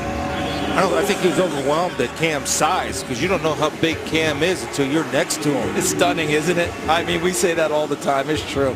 It's stunning. When Cam goes by, you're like, my goodness, that's a big man. But that sums up Cam Newton in so many ways that people don't know. If it concerns kids, Cam Newton's involved. I love it. All right? When it comes to us, adults, ain't so crazy about us. But hey, most people aren't so crazy about us. But if it's a kid, Cam Newton's going to try and do his best to help. Every now and again, we tend to go very dark among adults. We are so blessed on this crew to work with the very, very best in the business. Guys getting the trucks from point A to point B, and from our family to your family. We hope you've had a wonderful and blessed holiday season. There's a man. That's right. T-Man, they call him. That's our leader. There you go. Mark Titleman, thank you. Producer Greg Scopatone, our director. And first down, look out here. Touchdown. With an angle, Tandy, as Ginn cuts it back the other way, and it was only that angle that saved a sure touchdown for the speedster, Ted Ginn Jr. Recognizing the matchups, right? Ted Ginn Jr. is in this bunch right here. He's matched up with Elliott. And once he got that little rub route right there, he used his speed in the second gear to pull away from Elliott. Tandy slipping made a game-saving, maybe a game-saving, but definitely a touchdown-saving tackle. Just that speed is amazing that he brings to the table. Ben Ginn's been in the league now for 10 years. He passed up his final season at Ohio State as Newton hit as he threw. That was Noah Spence, who's had a solid rookie year. They're coming off the edge, and Noah's doing his job, not chasing anything from behind. Is able to get Cam Newton to force him to throw a jump pass, getting off rhythm. And nice coverage by Bradley McDougald, number 30 in the secondary. He was all over number 84, Ed Dixon. Nowhere really to fit that ball in. You know, I wouldn't be surprised if you try to double move on Grimes. Since he's broke on 2 out cuts, eventually, before this game is over, you have to see a double move out on number 24 for the Buccaneers. That's Corey Brown. And he's inside the 40, down to the 36, and we go back to Carissa. Thanks, Tom. I showed you the Kenny Stills touchdown. Patriots responding with this. Julian Edelman, 77-yard touchdown. But how about Michael Floyd with the block right there? Patriots up 27-14. Tom? Home field advantage throughout the playoffs could be secured by New England with a win today. Play man again, it looks like, unless they drop off into some type of zone pressure. Again, Smitty is like to bring 5 and 6 in these situations. It is. And here they come to get Newton. And somehow he's able to get away and then throws it away. That's a hard man to bring down, isn't it? Now that's the zone pressure. And the problem you have, if you're these guys, you don't know who's coming and who's not coming. So you have a little bit of a problem with switching on and off, just like we talked about in combination coverage. you've got to be able to take one guy and the other guy has to read your mind and take the other guy. That time McCoy snuck through there unblocked, forcing Cam Newton out of the pocket. To tell the truth, as good a play as that was for Tampa Bay, how frustrating is it as a player that you can't get that big guy down? A chance to get a sack, you miss it. Those are hard to come by. We'll be back in 30 seconds. Fuzzy Whitaker able to get up and walk off to the Panthers sideline. And this will be another long field goal try for Graham Gano. 54 yards. He's missed twice in a game, once from 58. Watch the pressure up the middle because he's got to drive it low to get it there from this distance. Hit it pretty good. And it is good. How about that? Graham Gano ties this game at 10 in week 17. This game is sponsored by Samsung Pay. Turn your phone into your wallet. 6:37 to go in the third quarter. It is a 10-10 game. Again, Tampa Bay needing a win, and they're needing a lot of help. From the early games that are underway, they need a win by the Cowboys. The Cowboys lead Philadelphia 13-10. They need a win by the Colts, who trail by 7 in the third against Jacksonville. And they need a win by the Titans, who lead the Texans by 7 in the third.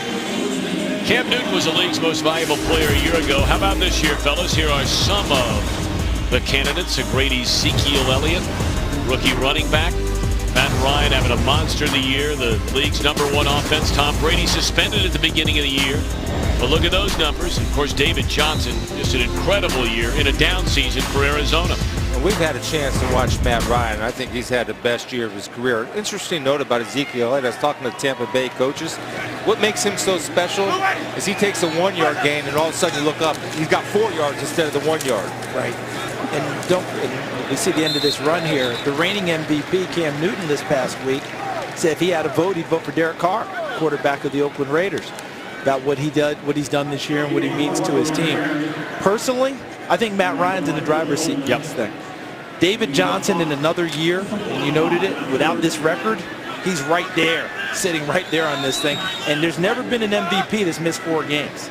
And Tom Brady missed 4 games to start the year. So it's going to be interesting to see how it all breaks down. But oh, by the way, Tom Brady has thrown 3 more touchdown passes today without an interception. It will be interesting to see how it gets evaluated when it's all said and done. Because New England did go 3-1 without him. But there's no denying that Tom Brady at 39 is having a year for the ages. I mean, phenomenal about taking care of the football. His touchdown interception ratio is so far off the charts. It's ridiculous how good he's been. The beautiful thing is it doesn't matter who's playing tight end, who's playing receiver, who's playing running back. He just puts up the same numbers year in and year out. Peyton Barber up to the 40-yard line, a gain of nearly 5 on first down. And let's again go back to Carissa. Thanks, Tom. Late third, Dallas up 13-10. How about this? Carson Wentz to Zach Ertz for this 20-yard score. Bucs need a Cowboys win amongst a few other things to keep their playoff hopes alive. Eagles up 17-13. Tom? All right, Carissa, thank you. So that changed lickety-split after we gave you that update a moment ago. Jameis Winston throwing into tight coverage with an eye on Evans, and good coverage here by Bradbury. Yeah, well, Bradbury's grabbing jerseys and getting away with holding because Jameis changes his play at the line of scrimmage because he recognizes man coverage. Now watch the jersey being pulled right here. See that? That's a holding call. And you cannot miss that call because that helped Bradbury gain an advantage by pulling the receiver toward him to make a play. That's an awful miss by the officials. We say, hey, you do a great job. We tell you do a great job. You can't miss one when jersey is being pulled. Well, they came back to that receiver screen again, or tried to anyway, to Humphries, but it's incomplete. It was read really well. I mean, it wasn't just Humphries who was in the vicinity for the pass. There were about 3 white shirts that were there as well. They read it, ran to it, and helped break up that play. Really well diagnosed by the Carolina Panthers defense. So Vernon Butler, their #1 pick this year, has really been dealing with an ankle injury the entire year.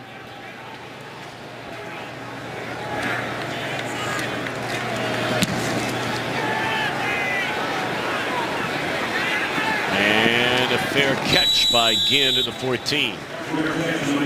Well, Jameis Winston compares certainly favorably to other quarterbacks recently taken with the first pick in the draft. First 31 regular season games. You see the numbers of Newton, Luck, and then Winston. 49 touchdowns. That's the most of a trio. 32 interceptions is also the most of the trio. You know, it's intriguing. You see him pregame there. Quarterback fraternity. They always turn out, don't they? These guys always find each other in pregame, find each other in postgame. Acknowledgement starting quarterbacks. But when I looked at those three across the chart, typically if you're the #1 pick, you're going to a team that wasn't very good the year before. Andrew Luck able to fashion together back-to-back playoff years, his first 2 years, with a team that wasn't very good, most people thought. That's pretty impressive out of the gate for him.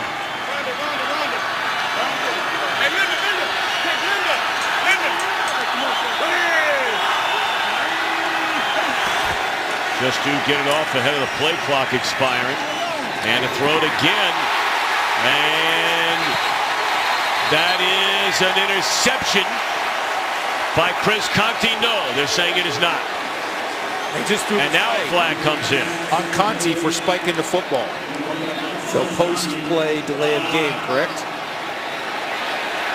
Conti been plagued with a bruised chest here at the tail end of the season. Has lost his starting job. Yeah, Keith Tandy came in and played so well they didn't give him his job back, and when he got it, you see him going for the football. He popped it in the air. Was he able to haul it in? The call on the field was no. There he is popping it, trying to hold it. Body shielding us a little bit. It was an incomplete pass. After that ruling, delay of game, number 23 defense for throwing the ball after the play was over. 5-yard penalty. Second down. See, I would say, hey, maybe you might want to think about a challenge flag there. Here's the issue. Can we see enough? And members, Mike Prayer's taught us all year, the call on the field initially is the one that you have to, that's the burden of proof. And that's where the penalty was, him spiking the ball post-play. Should challenge it because I think he got it. I really do. I can't wait to see what the replay official says, because in the views we've seen so far, I'm not sure you can change it because his body obscures whether he caught it or not. Let's take a look again. It's a great break by Conti. Tampa Bay is challenging the ruling on the field of an incomplete pass. We'll review the play. I think they're going to lose this one. You know why? Because I thought I saw, to me, I thought I saw that ball kind of bobble in there. And it can't be conclusive. Did that touch the ground or not touch the ground? I thought it looked like his arm was underneath. Yeah. We'll take a look. I thought it was bobbled, but I thought it came down basically on top of his arm, which was underneath. Right now we've got a 2-1 vote. You guys say interception. I'm going to say that they won't overturn it because I don't know that they can conclusively prove it. So we'll see what they say. That's a legitimate point. How about it, Mike Pereira? Are you seeing anything different than what we're seeing here? So I got to break a 2-1 here, huh? To see how you're the man. See what it is. I just, I think it's an interception, but you lose the ball, and it could be that the ball gets to the ground unless you can see the whole process. Based on the way we're looking at it here and all the different angles, the hand is under it at one point, but then you lose it. I just think you have to stay with the call on the field. You don't get the look throughout the whole entire process. And I think that's where Conti may come up short because it's a tremendous play. Chris, you noted it. What a great break on the football. He may very well have caught that football. I think that left hand is under the ground, and that last shot to me was convincing enough for me. Now, I'm not in the replay booth, but to me that was convincing enough for me that he made that interception. His hand was underneath the ball, and he completed the process of the catch, right, Mike? You have to do that just like a reception. Tremendous catch. Let's see if they give it to him. After review, the ruling on the field stands. Incomplete pass, second down. There you have it.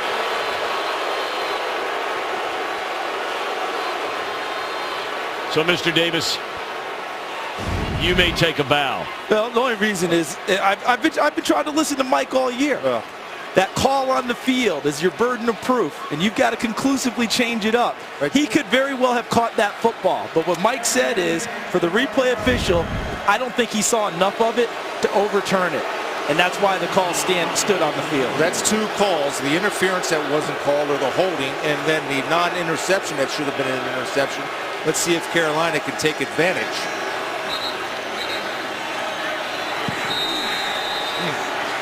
Play ball. Let's go. Forget about it. Line up. Oh, I'm sorry. I thought I was in the audible there.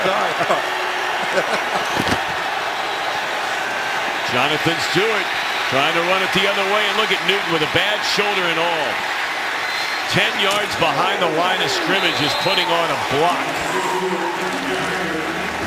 Well, probably the most consistent player on this team, on this defense, is Gerald McCoy because of that get-off and is able to penetrate. And you're asking the center for Carolina to do a job that it's very difficult to do with Tyler Larson to try to cut off McCoy when he's in a gap. Can't be done. You talk about Tyler Larson, the 3rd starting center of the year for Carolina, undrafted free agent coming out of college, dealing with a 5-time Pro Bowler in Gerald McCoy. That's a tough task for anyone. And he's played well. He has. Larson's done a nice job all year long, and McCoy, he's something special.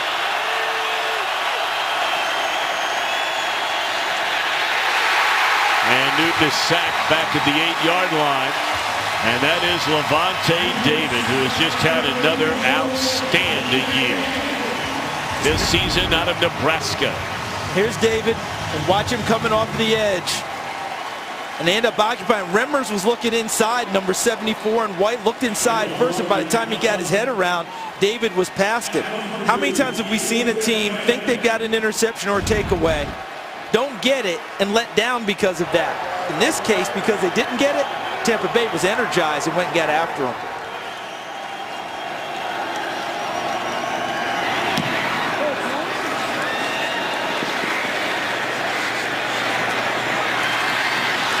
Good coverage right there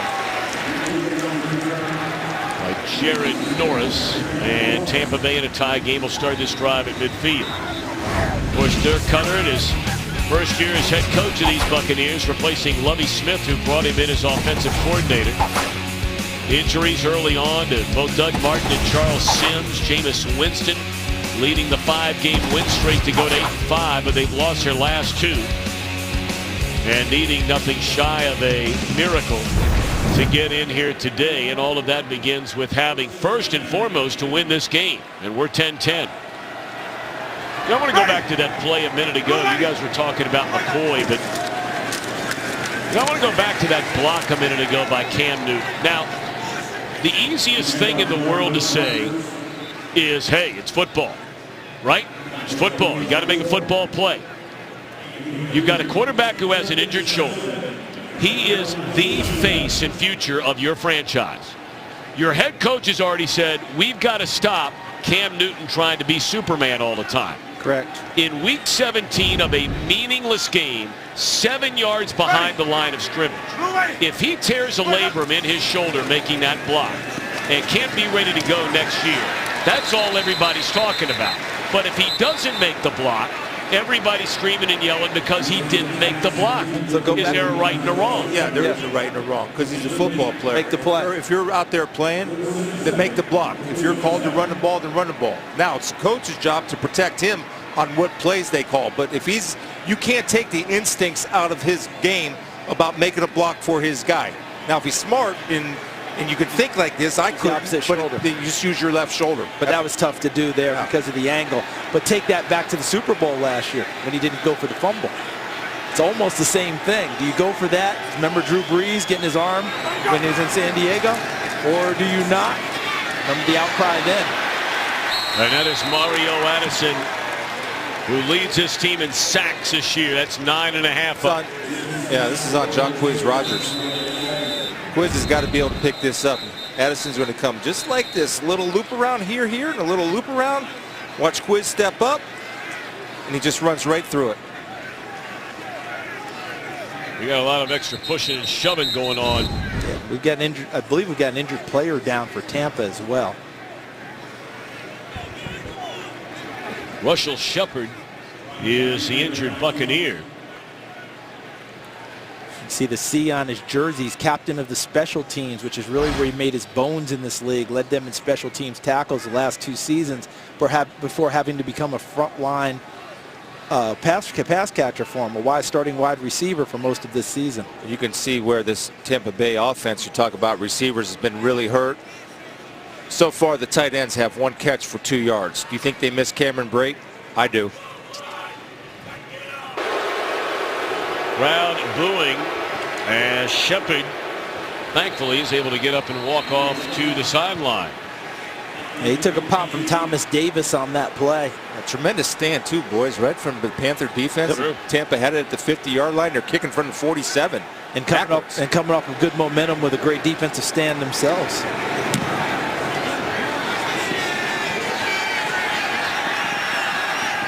And a fair catch at the 10-yard line. Now, the final game of the year. When you're out of it, people start talking about, okay, who might be leaving via free agency, who might be coming back, as they'll look at the long snapper who was injured on the play, Andrew DePaula.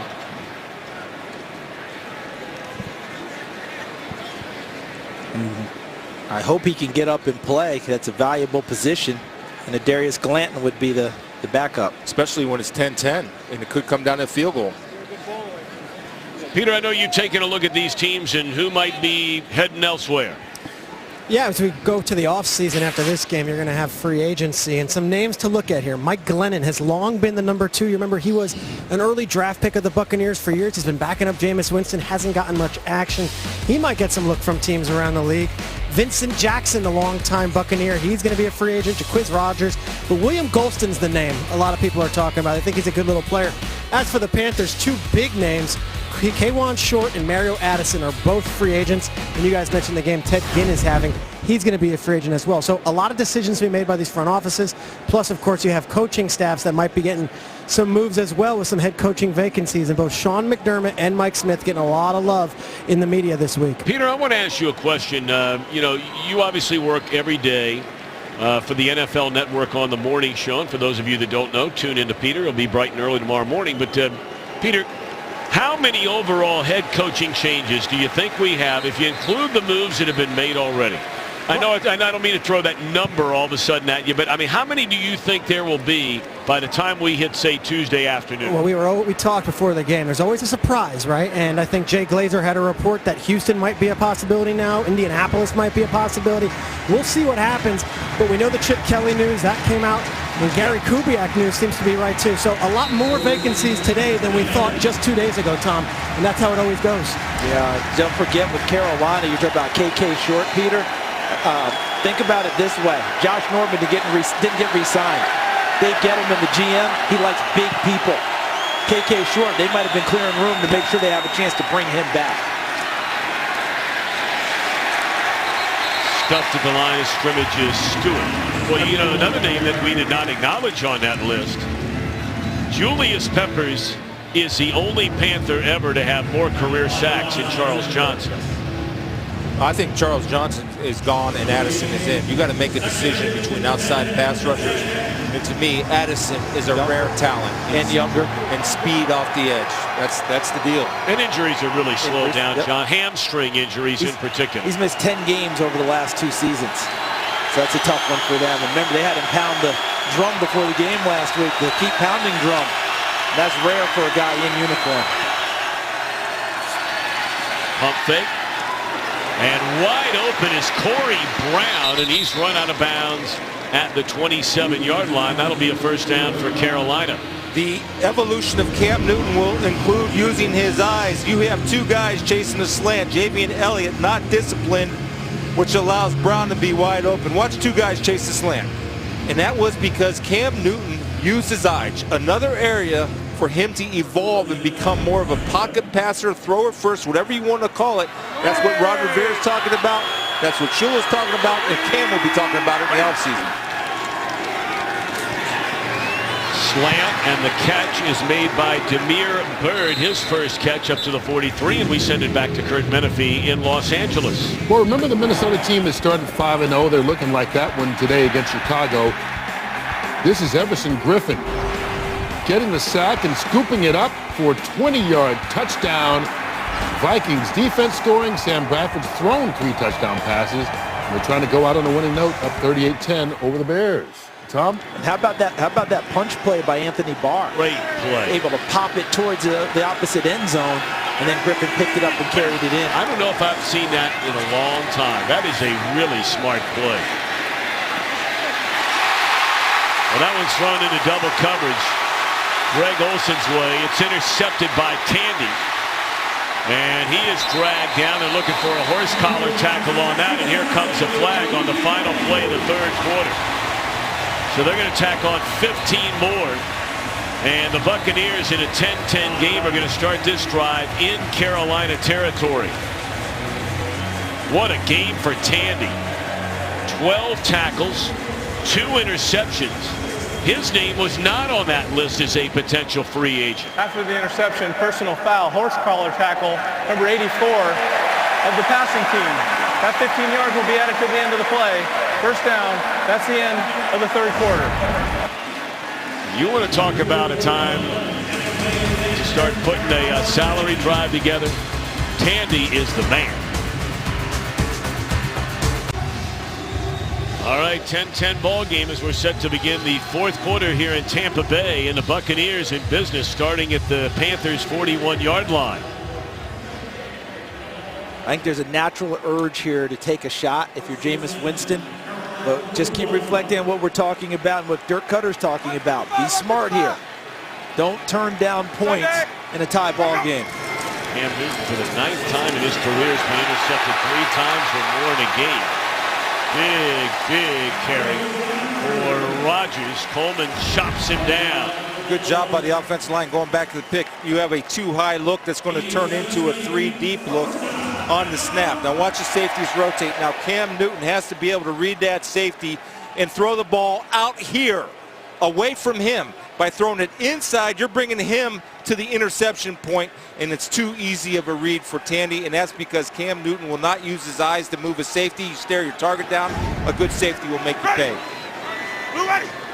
17-yard carry by Rodgers. Gained a yard this time. Starlo Tulele on the stop.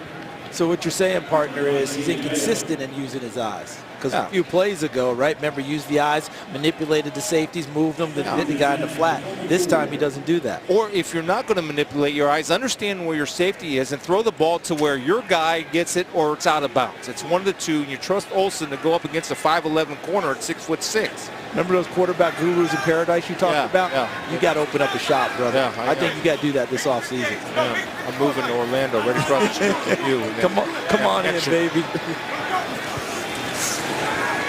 I don't know. That's tall cotton over there where Charles is. That's out of bounds inside the 20. Let's go downstairs. Speaking of tall cotton, he's growing in that sunshine today. That's Peter Schrager. Oh, yeah. Or wilting, one or the other. One or the other. Hey, DePaulo, the long snapper, is done with a knee injury. Very interesting over here, guys, because you have a guy, Alan Cross, who was a 4-year long snapper at Memphis, but he won't be the one doing it. Darius Glanton will be. He was practicing here.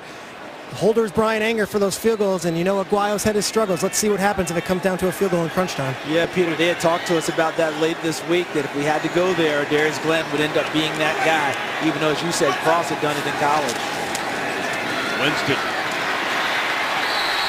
wisely holds on to the football there. Now, you don't want to take a sack. Everybody understands that, but he didn't force it in there and give it away. Don't turn down points here. You're in the zone where you're thinking 3 points. Let's see why he ended up pulling the ball down. Look at all the coverage. Boom, boom, boom. Where are you going to go with the football? Wisely pulls it down and sets it up for a shot for Aguayo. All right, but most importantly, here comes Darius Glanton now as a long snapper. Injured just a moment ago is Andrew DePaulo. You know what you're telling your offensive line up front? Hold even longer now, guys. Help out the new long snapper. 43-yard field goal attempt for Aguayo to give him a lead. Not sure what happened there. There's some jumping and movement, and both are going to point at each other. Ball start, number 78, offense, 5-yard penalty. Well, that's a veteran, Gauser Shirless. And Tom, that's a big difference with a kicker that's struggling with confidence. And I think Aguayo struggles a little bit of confidence with this distance. They called 78. It looked like Donovan Smith 76 on the end of the line. But you got to hold it just a little bit longer because the operation time might be just a little bit slower than normal. 43 to 48. That was a good snap, but it's blocked. And that is Shaq Thompson with a football in hand. And Anger able to run him out of bounds. So it looked like a good snap, but it looks like Demir Bird, number 18. We'll take a look for sure when we get back. Today's game is sponsored by Microsoft Surface, the official tablet of the NFL. Well, you have to be stout. Watch this side of the offensive line get caved in. They get knocked back in toward the field goal kicker, and the ball's kicked low, Charles, and the big man up front got it. KK Short, number 99, 2015 Pro Bowler. See Coney Ely getting penetration, but Short gets a big left hand up in the air and knocks that one away. You can only wonder the penalty, the difference between 43 and 48. And that means you kick it a little bit lower because you're driving it farther, and that allows him to get there. Now, I think the operation of the field goal was a little bit slower than normal, but not enough if you're stouter inside to cause that. You can't get driven back. Your whole left side cannot get caved in. And also the short corner by Bird, too.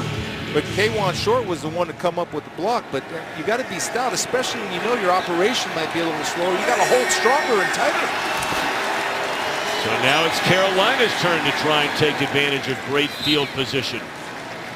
You know, you had the interception by Tandy, a good return, a penalty which tacked on another 15, the final play of the third quarter. People are not paying off opportunities. You know, the coaches always talk about complementary football. One side helps the other, right? We're not really getting the complementary. The defense takes it over, offense isn't paying it off. So how many times do I disagree with you? Often. The defense is paying off for its opportunities. Yeah. There have been 5 takeaways in this game, and you had the one return for a touchdown by Grimes. That's the only points off turnovers, the other 4 turnovers in this game. Boy, how did he find a way to get that ball to Benjamin in tight coverage there? You've been calling for it all day, Charles. Tell him why. Kelvin Benjamin, 6'5", 245 pounds, all right? He's right here. Watch him working against Elliott, okay? So Elliott, 35, he's listed 5'11", 176. I remember preseason, I talked with Dave Gettleman, the GM of the Carolina Panthers. Know what he told me? He said, Charles, never forget one thing. It's still a big man's game. And in that case, a big man won against a good littler guy.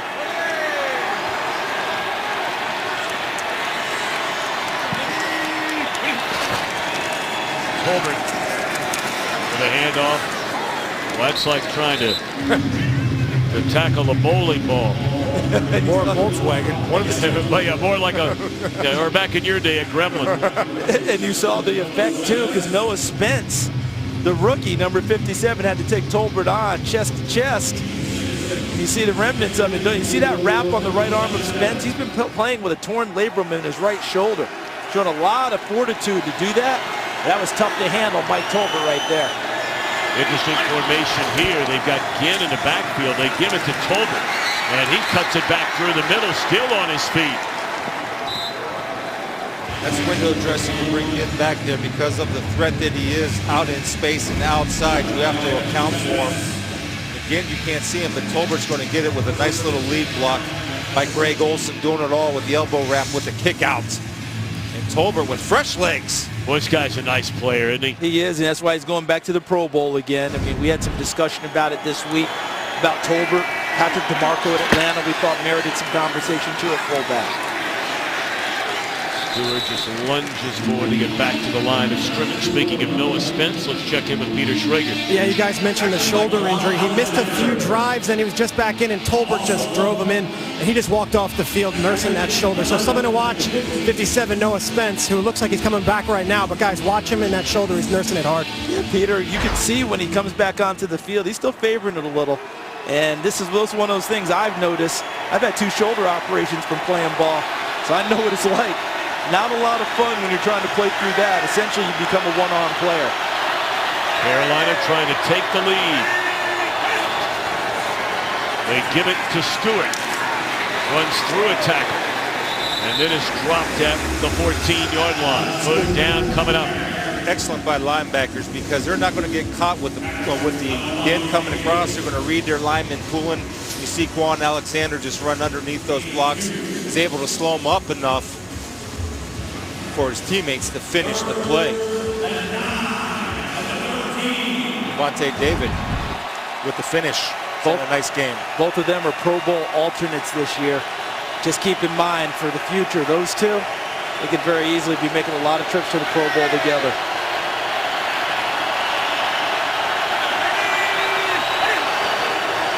Third down, Newton steps up now, rolls left, flag down. Newton's going to run it.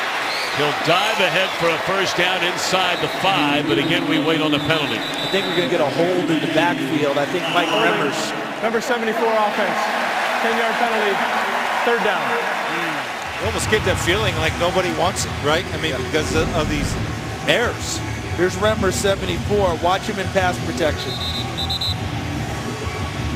See, he ends up having to get Ayers, and you saw the hook as he takes Ayers to the ground. Because Remmers had to come off of one block and get to Ayers, and by the time he got to him, Ayers had gotten a body length of head, and Remmers trying to reach out and corral him so he doesn't get to his quarterback. Just to go back, we talk about the importance of Carolina re-signing Addison. There's no substitute for speed off the edge. Nothing brings anxiety to offensive tackles like speed off the edge. So now 3rd and 19 after the penalty. Right now they'd be looking at a 41-yard field goal. It'll be closer than that after the carry by Tolman. Gets him to the 18. So now you're probably looking right around a 36, 37-yard field goal try by Gano's. Already hit from 54 to try and give him a lead with 6:30 to play. It's a very smart call right there. You play for the field goal. You run a play to put the ball where he wants the football on the field and not try to get the 19 yards that you needed. Play for the win. Do I know you? Yeah, I know. I'm all right. Backing off and playing for a field goal? That's smart. Who are you? I'm smart today. I've been hanging out with you all year. Get smarter. And he missed it. Can you believe that? Guy has missed 5 field goals all year. He's missed 3 today. Oh, my goodness. We're still tied, and Tampa Bay's playoff hopes are still alive. Well, Wednesday, it's a huge Big East showdown on FS1. Josh Hart and the defending national champion, Villanova Wildcats. The legendary Hinkle Fieldhouse in Indianapolis to take on number 13 Butler Wednesday, 6:30 p. Take that tape measure to the rim. Take it to the floor. What's that? What's the height? 10 feet? 10 feet. What's the height back in Hickory? 10 feet. Okay, just checking. Same field house. Exactly right for the legendary Ruby Hoosiers. All right on first down. Nice pickup. Shepard was shaken up a short while ago. And now up to the 47. A nice call by Dirk Cutter. Been running the ball on first down your previous series. You come out with a little play action misdirection. Get them in space and go in a little tempo to get Jameis. Well, they want to play the game from the rhythm scrimmage. That way you're also holding guys on the field for Carolina. Not able to change out personnel.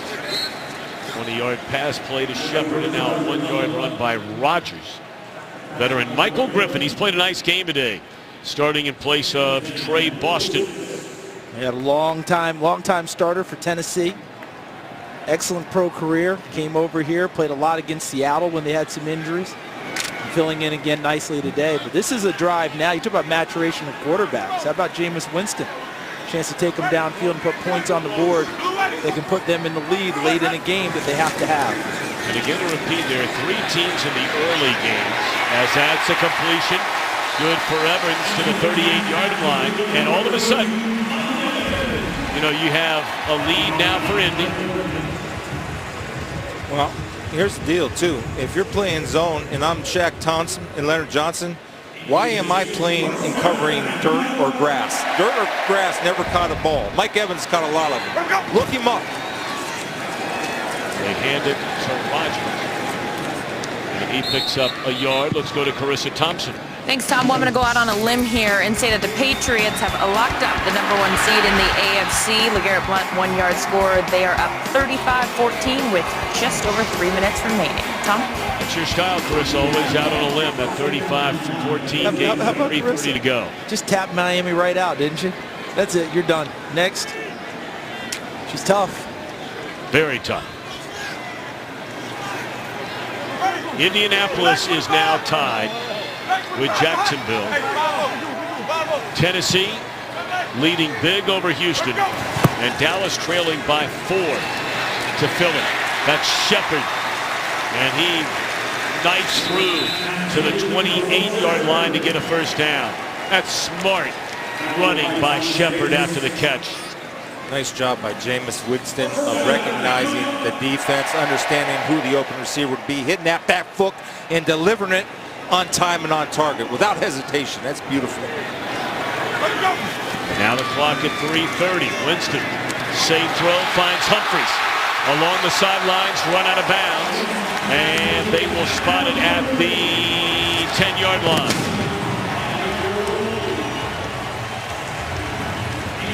He does a really nice job of catching and running and getting it going in a hurry. He doesn't have to gather his feet. Watch the transition right here. First of all, the ball's thrown inside. He adjusts well with his hips, and he's in a running position and still running when he catches it. That's really a nice job on all parties concerned. The way he's able to turn inside with his hands. I like your observation there.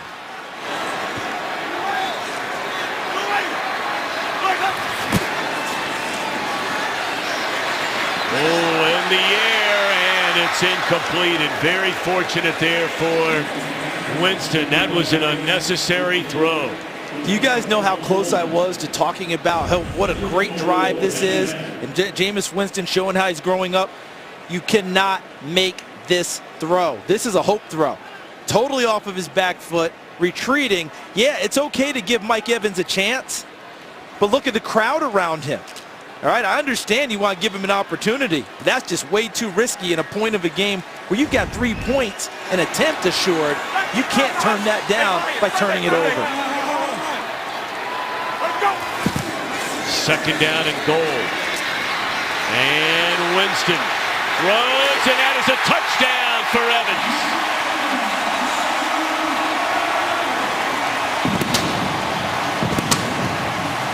Prior to the pass, holding number 23 defense. That penalty's declined. Result of the play, touchdown. How about the patience of Jameis Winston? I'm sitting in my mind telling him, run, run. But no, he knows exactly where he is, delivers the ball before he crosses the line of scrimmage with the eyes staying downfield, and Mike Evans continuing to do work. And look at Evans, just strength, right? Size and physicality to be able to bump off of Bradbury. Terrific job on that touchdown pass by Winston.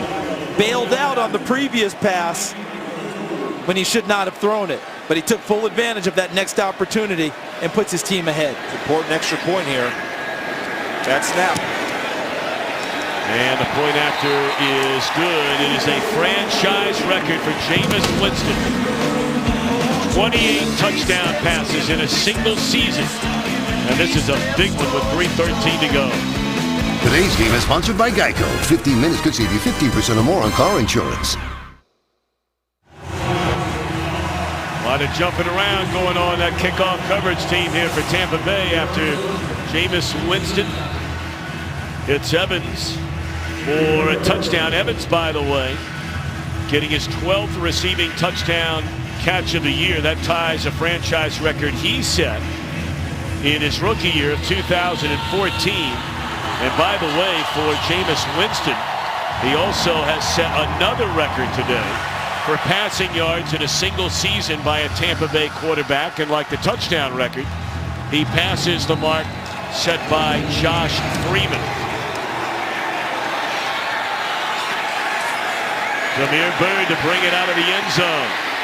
And he's across the 20 and right at the 25-yard line. 3:07 to go.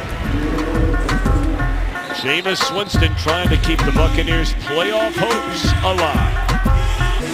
All right, so a 17-10 lead. You see the temperature on the field up over 100 degrees, reaching the mid-80s in the greater Tampa area today. And very hot down in that bowl as Newton, good protection down the field. Look at the big fella go get it, Benjamin. And all the way to the 29-yard line. Boy, it helps to be 6'5", does it not? Watch him coming across field, and this throw looks high. It doesn't look like the throw you want to make. But look at Benjamin go up, up, and then stay up to grasp it. You know what that catch looked like to me, Chris? Remember the catch he made in the national championship game, Florida State Auburn, for the deciding touchdown? A similar throw, a similar catch, except he didn't need any run after for that one. And he was helped out by poor drops by the linebackers and safety and underneath coverage. Short and air drop allowed Benjamin free over the middle. Whitaker still on his feet, running hard to the 19-yard line. Let's go back to Carissa. Well, Tom, coming up next, Odell Beckham Jr. and the Giants in Washington to take on Josh Norman. With a win, Washington is headed to the playoffs for the second straight year, unless, of course, there's a tie in the Detroit Packers game. Also, a little update for you guys. Eagles up 7 right now on the Cowboys. Tom? So that's not good for Tampa, is it? No, it's not. Big game for Cousins coming up. Big game and big drive for Cam Newton. Newton's been intercepted 3 times, but throws to the end zone, and it's batted away. Excellent coverage by Brent Grimes. Well, they've tried to go after him a few times today, and he's already run one back for a touchdown. And they were saving the double move. Remember, we called for it in the first half, but Grimes is a crafty veteran, did not bite, and his nickname is Bounce because of his vertical. Look at the vertical he gets on Burson right here. Not climbing the back, playing through the hands. That's outstanding, and a good call by Carolina because Grimes has jumped a couple of those early on.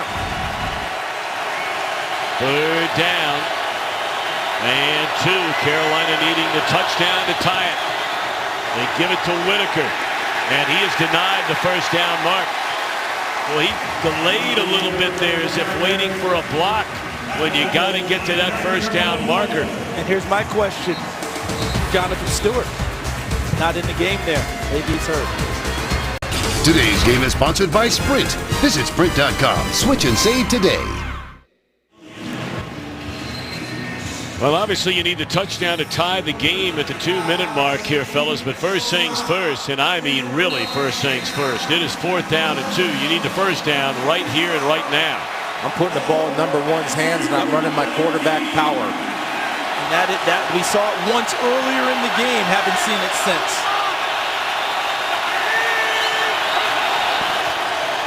They're going to throw it. And that is very close. It looks like Olsen has enough for a first down by about a half a yard. This tells me Mike Smith is playing to protect the end zone. Why? Because look at the distance between the defensive backs and the receivers. He's protecting the end zone. He conceded that first down by his coverage call. 1:38 to play. First down just inside the 17.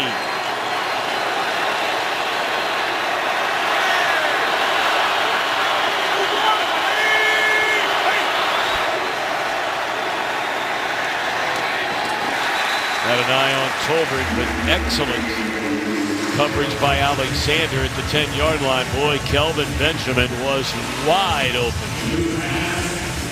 Or at least initially off the line of scrimmage. Watch Tolbert here come up through, try to put a move. But as Tom noted, excellent coverage. And look at Benjamin at the top of the screen, too. I beg your pardon. Nope, I caught him at the end of that. That's good coverage. My mistake. Hargraves, Vernon Hargraves on that coverage. They're defending that end line. I like it. Play soft, keep it in front. Pump fake. Now looking for Burson. And again, boy, you're sniffing some action against Brent Grimes, and that's been tough to come by. Well, he's going to out-jump anybody. And Burson has really not played a lot this year. They try to double move again, but in this situation, Grimes is too smart to jump on the double move. He does not want to be a hero. He wants to be sound and solid, exactly what he was. Burson came into today's game with 1 catch on the season. And he has exactly 1 in this game. And Brent Grimes came into this game with 20 passes broken up for the season. If I'm throwing to that considerably since. Hey, man, if I'm throwing a jump ball, I'm throwing it to Benjamin. Yeah. That's where I'm throwing it. I'm going to find him. If I'm not going to put Burson out there, I'm going to put Benjamin out there and throw the jump ball. But that's what we're going to do. Let's do it. 30-second timeout. Carolina having to spend one of its final 2 timeouts. Well, Graham Gano has missed 3 field goals in this game now. That one pushed it right. This one from 58. Hard to find fault there. But then a moment ago for a chance with the lead. And again, pushed it wide right. Got one job, man. You're a kicker. You got to make the field goals. Don't forget, playing hurt. Got a broken bone in his heel of his plant foot. Trying to help him out here. All right, I'll give him that. It's tough, playing hurt. Trying to give it to him. Third down. 1:13 to go. Play clock down to 1. They may not get it off after a timeout. They just do. Well, you got to wonder what in the world is going on with Carolina. They just had to spend a timeout. You come out of a timeout and you barely get the play off. That's hard to fathom, isn't it? And really, I don't know if that was an actual call or that the play had broken down because of the timing, and Cam just tried to make something happen at that point.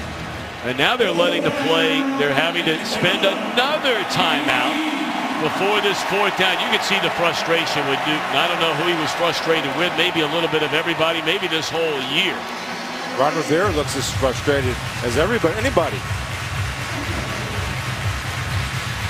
Let's send it back to Carissa Thompson. Well, bad news for Bucs fans. Late fourth, Philly was already up 7, and Terrell Watson just scored this 1-yard touchdown. They are up 27-13 with just over a minute left. Tom? So that is indeed very bad news for Tampa Bay Buccaneers fans. So you see the game clock there, play clock. Trying to get the play off. We tried to change the play at the line of scrimmage with 8 seconds to go. Not enough time to run up there and talk to everybody and do that on the road because of the noise. But not only did that happen, then after he was down, they waited until 46 seconds were left in the game to call another timeout. And now it's 4th down and 12. And Newton throws, and that is a first down to Benjamin in the 5, and they're out of timeouts. So they're going to have to try and hurry up to the line of scrimmage and spike the ball. Clock down to 30 seconds and counting. Waiting for Benjamin. He had eyes locked on Benjamin with the trust factor with the big body across the middle. Jump ball. And it is a touchdown to Kelvin Benjamin. So after all of that, they get into the end zone. All right, fellas, now let me ask you, do you go for the win? Why not, right? Absolutely. Definitely. I mean, that's what I would do. I wouldn't take this thing to overtime. But look, everyone thinks of what? Fade ball or maybe back shoulder. All this was boxing out like it was basketball. Kelvin Benjamin working on Vernon Hargraves. That's 6'5", 245 against 5'10", 204. I love the call to go for 2. You're right on, Tom. You're right on, Tom. No sense in trying to kick one here. All righty. Why not go back to Benjamin is not in the ball game. We have Olsen, who they like in matchups. Number 88. Second charge, timeout, Tampa Bay. And you know what? I almost wonder if they catch a break here. Because, fellas, I got to ask you the question. I mean, it's one thing to go for 2. It's another thing to not have Kelvin Benjamin on the field when you're trying to win the game. And it's not just him. This whole drive, most of this drive has been no Jonathan Stewart. So I have to assume he's dinged up and not able to go. But if there's no Benjamin, Chris, that means you've got one target, and that's Greg Olsen, essentially. Well, like the kids say, it's always about the Benjamins. It's a chance for Benjamin to earn some Benjamins if he can seal this. But here's the thing, too. They have not gone back to that quarterback power or quarterback run game. In this situation, you may show the illusion of throwing it, and Cam Newton could be that guy. Good on good right here. Grimes on Benjamin. The timeout allowed Benjamin to get back into the game after the touchdown. So going for the win. And it's incomplete. It looked like Lawson went for the cut and lost his footing in the end zone. Exactly what happened.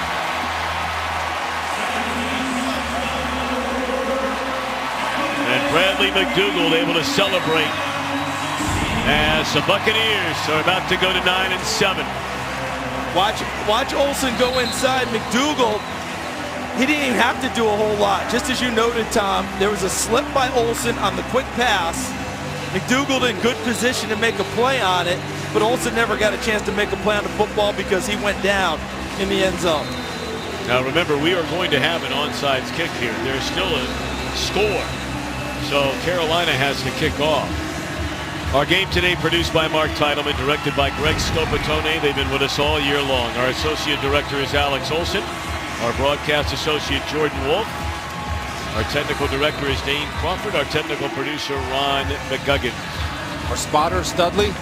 Scott Studley Snyder. Our statistician Tom Barbary from right down the road in Orlando. And we want to thanks to our entire crew. We've been with these guys going all the way back to the Sunday after Labor Day. With them every single week.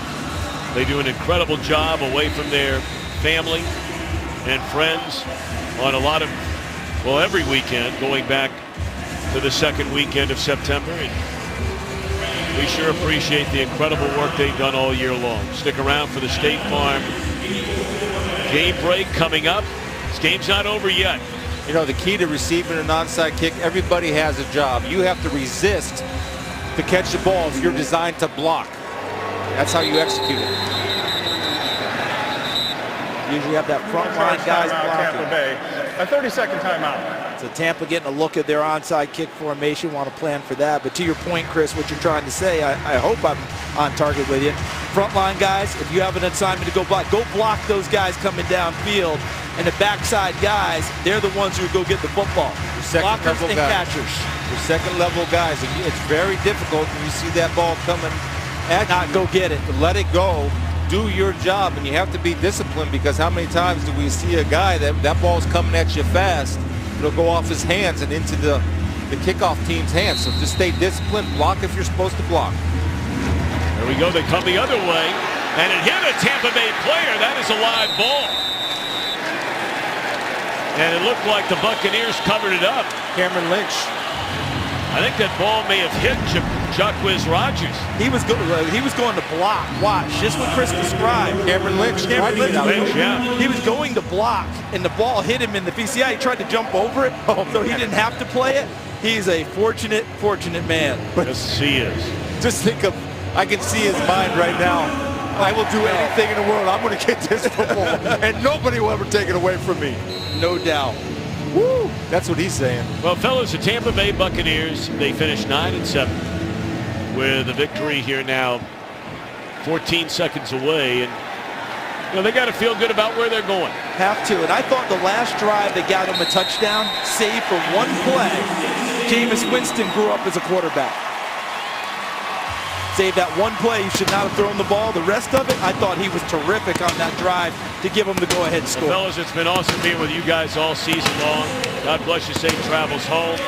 It's time now for the State Farm Game Break Show. It's coming up right now from Los Angeles.